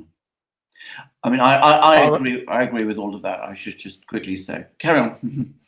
All right, carry on. Peter, two quick questions. A lot of people are asking, when will you have Stephen Cohen on Crosstalk, and when will you have Mikhail? He's been on Crosstalk two or three times. Your opinion on Stephen Cohen, because a lot of people are asking. I will date myself, everybody. I remember when Soviet studies still existed. Okay, and in those days, Stephen Cohen was a much younger man, and he was coming up the ranks, and he was called the New Revisionist, and there was a whole group of them at the time, and they were reimagining U.S.-Russia, U.S.-Soviet relations, and the establishment called him a threat. Here's a guy that speaks fluent Russian. He's an elderly man now. He doesn't travel here as often, but he is a hero here. When he comes to Moscow, the red carpet comes out. He knows everybody, and everybody wants to know him, because he is a very fair and balanced guy. He knows what he's talking about. I've had the privilege of spend a little time one-on-one with him in the past. And he's a no-nonsense guy. He's very polite, but he'll say, well, what about this? What have you heard about this? Who is this guy? He's always interested. I mean, always interested in what's going on. And he has an amazing affection for Russia. He understands Russia. And he sees its blemishes as well. I mean, he's perfectly willing to call balls and strikes again. Personally, I'm very much inspired by him, considering a man of his stature and and the kind of resume he has, and to see him attacked by these low octane idiots on cable TV. He usually gets the better of them when he goes on, because he knows what he's talking about. All these other talking heads don't have a clue what they're talking about. They're reading off the auto cue 3 or 4 lines. Okay, that's all they know about Russia. When Stephen Cohen is given a chance to speak, he grinds them into dust and then blows them away. Alexander, you have some quick thoughts, Owen, and then real quick, Alexander, Peter Lundgren, thank you for your super chats. We really appreciate it. Alexander to Cohen, and then Alexander, let's talk a little bit about this in Ukraine. And I want both of you, if you a reignition of the conflict in Ukraine. Yeah. Okay, Alexander, Christoforou, you're breaking up a little bit. We're talking about Ukraine right now. And was that about the Orthodox Church there, the religious crisis? Yes. Yes. Yeah. Okay. Well, I mean, firstly, about Stephen Cohen, I used to remember him when I was a student at doing history a long time ago, back in the early 80s. And I mean, in those days, he was considered to be one of the great scholars of modern Soviet and Russian history. I mean, he was somebody that presidents in the United States consulted. He was taken incredibly seriously in those days. For me, it is a symptom of the total collapse in academic integrity in the in the community of the United States, that this man, who has always been considered up there with George Kennan as one of the leading lights in Soviet and Russian studies, should be marginalized in this way. And if you want a case of shooting the messenger, this is it. I mean, I have no words sufficiently strong to express my admiration for him. I would say that there are still people doing good work in academia on Soviet and Russian studies, but it is very sad that they are increasingly frightened to speak out. And I'm afraid the reason they're frightened to speak out is because they've seen what has happened to Stephen Cohen. Yeah. Anyway, that's exactly. That's all what's what I say about him. Now, the situation in Ukraine, I'm afraid with Ukraine, you always say to yourself, it can't possibly get worse. And then it does. And it does. And I'm afraid this situation with the Orthodox Church is absolutely terrible, because what has happened is that the Ukrainian government has now managed, through the influence it has probably through the United States with the Patriarchate of Constantinople, and by playing, I suspect, on the ambitions of the Patriarch of Constantinople to set himself up as an Orthodox Pope, it has created a religious crisis in Ukraine on top of a political crisis, which has always been there ever since the crisis of 2014, when the coup happened. And let us be very clear about it, there is a festering economic crisis as well. I know some people believe that the economic situation in Ukraine has stabilized. It hasn't. I remember the same claims used to be made about Russia in the 1990s, and they turned out to be untrue. Same is true about the Ukraine now. If you chuck tens of billions of dollars at a country, as has been happening to Ukraine through the IMF, you get the appearance of a stabilization. It isn't real. Now, we've added... They fiddle the numbers. They do it all the time. They do it all the time. And as I said, now you've added a religious crisis. Now, can I make one very clear point here? There is an Orthodox Church in the Ukraine. The Orthodox Church did not seek to split from Moscow. It did not request autocephaly, this concept of an independent church in Ukraine. There is no concept in Orthodoxy, or indeed in Christianity, of churches on national lines. That is a fundamentally anti-Orthodox perspective anyway. The people who demanded this thing were the Ukrainian politicians. Yeah, not Christians. Not the Christians. I mean, there are some people who have split away from the Orthodox Church and set up so-called Orthodox churches of their own. There were people who were heavily compromised during the Soviet era, because they had become far too close to the Soviet authorities. There is an individual some of you may have heard of called Filaret. His real name is Davydenko. I remember him very well in Soviet times when he acted as a kind of Soviet church ambassador. He used to represent the Orthodox Church in all kinds of international conferences on behalf of the Soviet authorities and set out Soviet views on foreign policy. He is a discredited figure within the Orthodox Church. For that and other reasons, he formed his own group, and incredibly and bizarrely, the Patriarch of Constantinople has now recognized him, and it has done so at the instigation of the Ukrainian president. So we have seen political interference in church affairs leading to a potential attack on the Orthodox Church in Ukraine. But history repeats itself. History repeats itself. Now, as I said, what will this do? Well, I would remind, and Peter will remember this. I mean, Stalin tried to suppress the Uniate Church in Western Ukraine. It failed. Now Poroshenko and his people are going to try, it seems, and suppress the Orthodox Church, the real Orthodox Church in Ukraine. I predict it will also, in the end, fail, but there is a real potential for great violence and great trouble in the meantime. And as I said, this is another conflict and division which objectively Ukraine does not need, but which plays into the hands of certain politicians there. And I'm afraid that's my view of it. Peter, I don't know. I'm not going to say anything more than what you've said. It's just going to end in a trail of tears. Absolutely.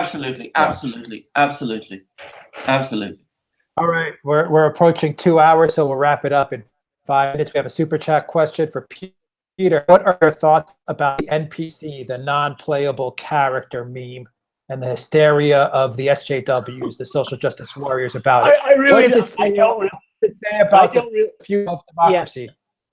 Well, I really don't know that much about it. I saw a few segments on cable TV. I think these people that are against these memes are all liberals because they all look the same, talk the same time.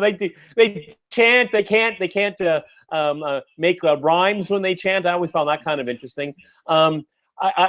I think it's just a non sequitur. I really find that the left is really just going out of its mind looking for all kinds of disturbing elements. You know, well, I didn't know so many right-wingers and Klansmen and neo-Nazis were in the U.S. I mean, they're such a marginal group of people. I mean, nobody really wants to associate. I mean, they go up to, Idaho and Montana in their little camps during the summer, okay, and with their tattoos all over the place.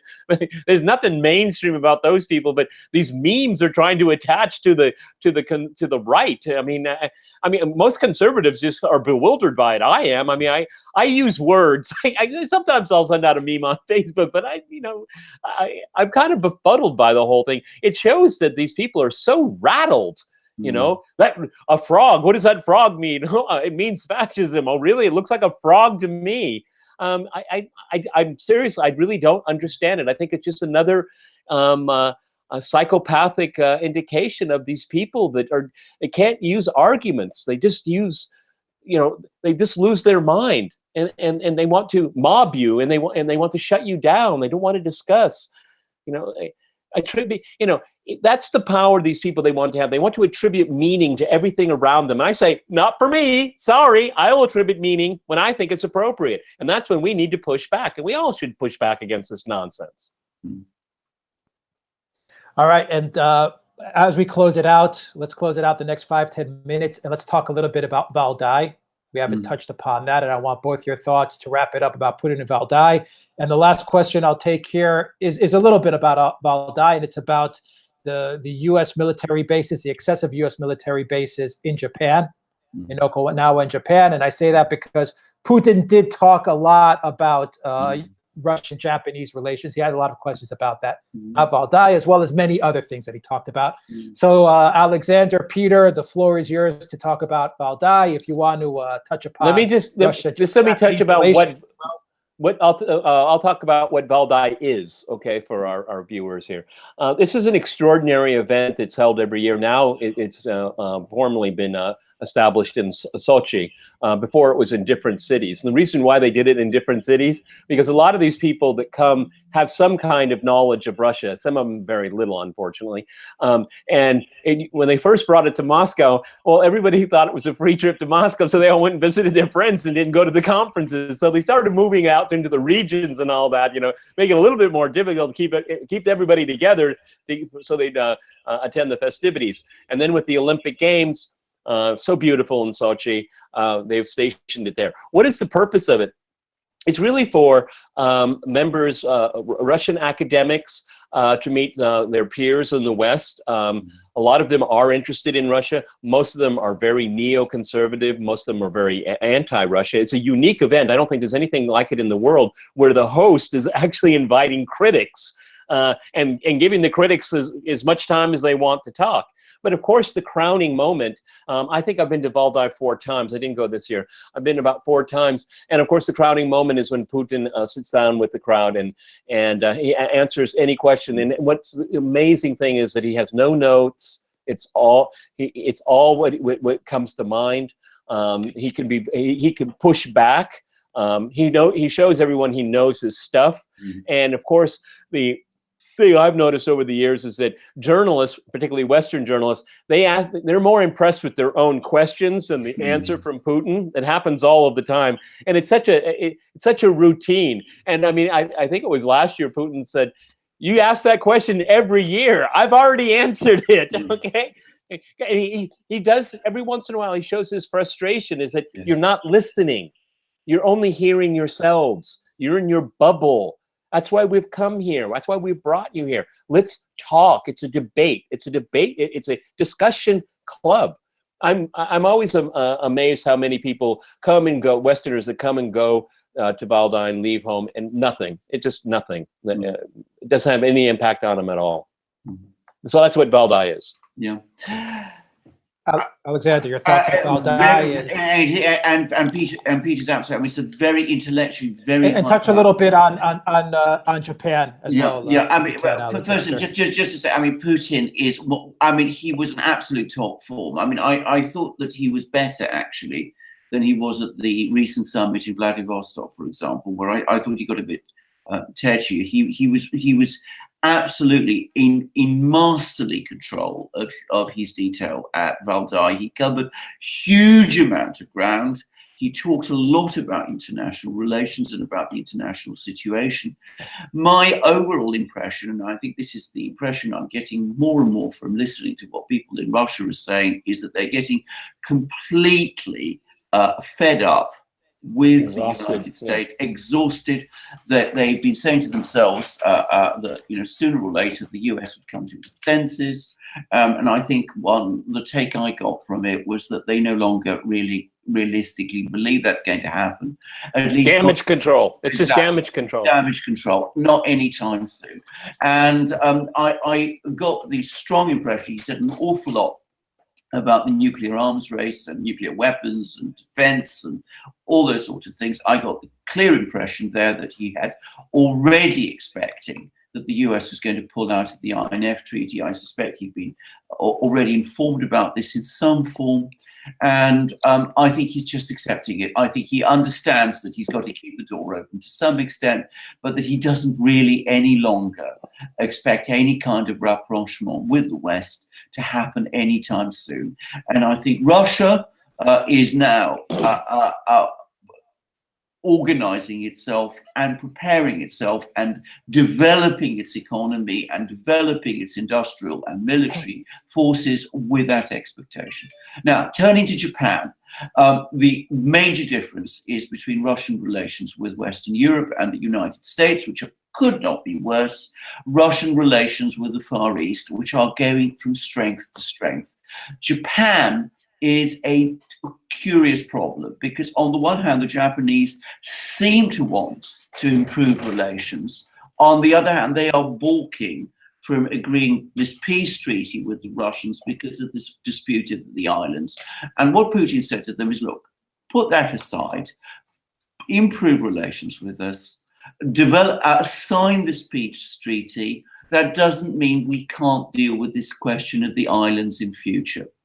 So I think on one hand, he was reaching out to the Japanese in that way. He says, I can't make this concession. You're demanding of me.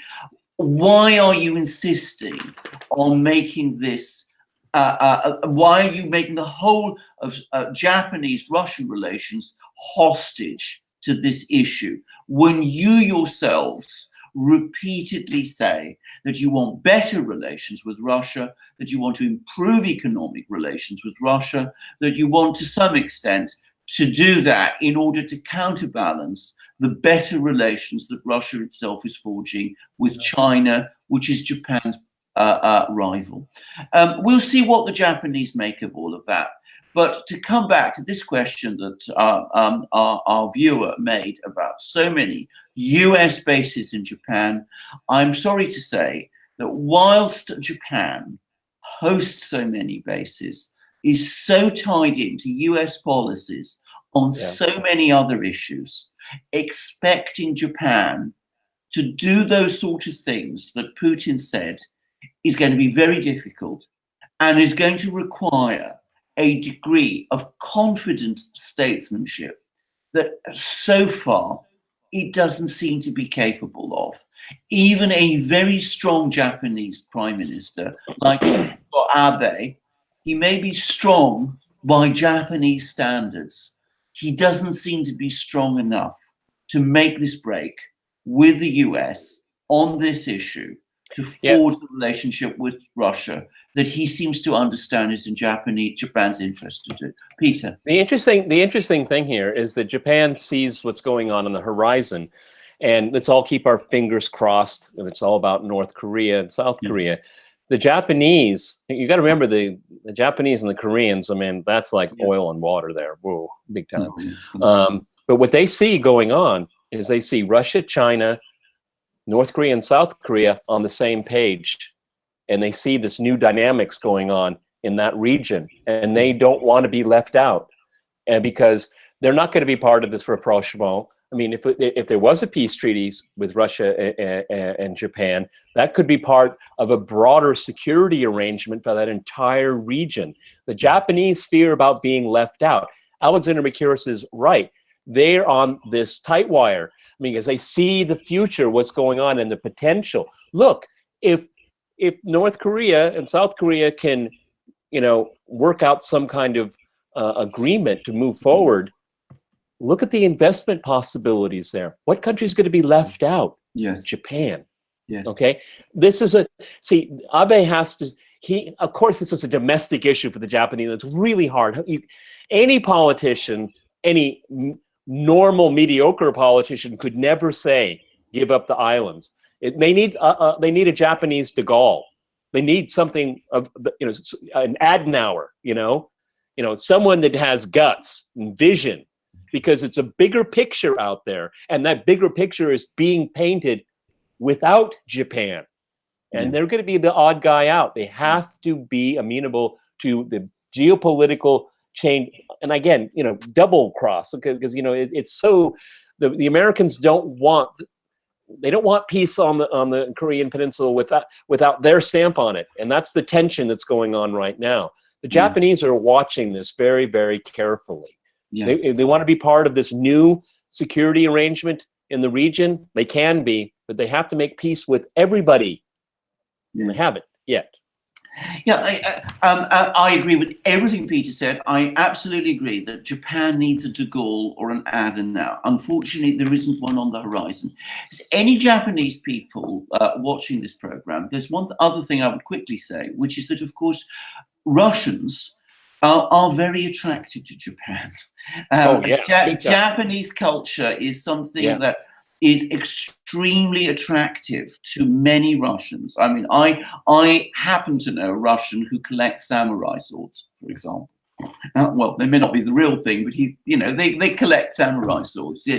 Sushi restaurants, Moscow proliferates with them. The whole thing is being very modern and stylish and all that. I mean, it's very positive view, very positive view. Very positive view. So, as I said, Japan has a potential friend there, but it has to start working towards developing that friendship. And that may mean making certain decisions which Japan doesn't seem to. Let me just throw this in here, because it's an historical analogy that is really germane at this point. During the Second World War, the Baltic republics became part of the Soviet Union. Now we can talk about how, and then again there could be a discussion about that. But in fact, they did, at least according to the Soviets.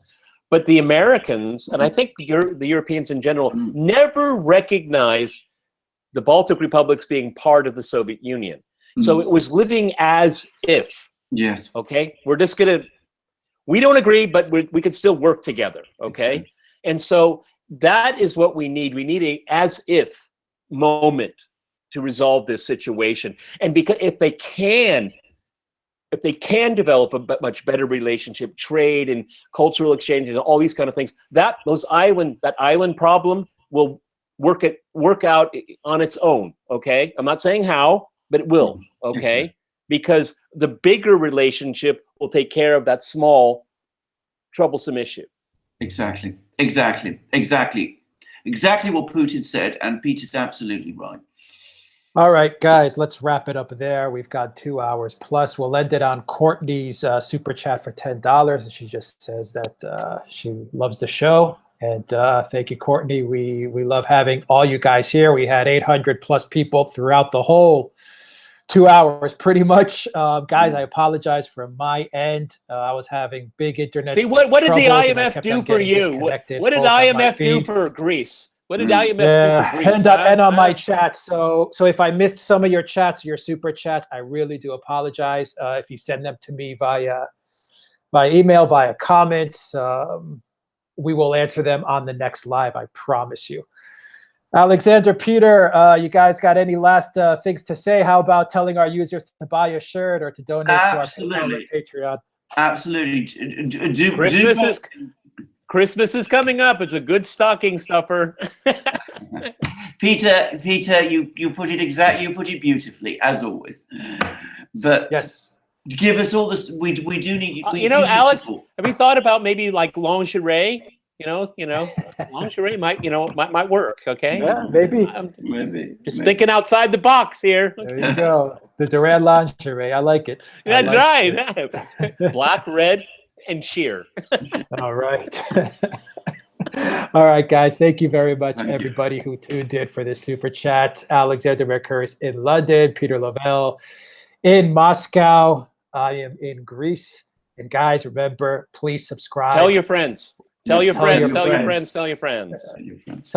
subscribe, like our videos, share our videos on YouTube, on Facebook, on Twitter, on Gab, on Minds. We're on a lot of social media platforms. We're on BitChute as well. Thank you guys for everything. And remember, PayPal and Patreon, it really helps out. It really helps us out a lot. We are getting demonetized, not on all the videos. YouTube has been very fair with us, but on a lot of other videos, we do get demonetized, and your help really does help us out as well.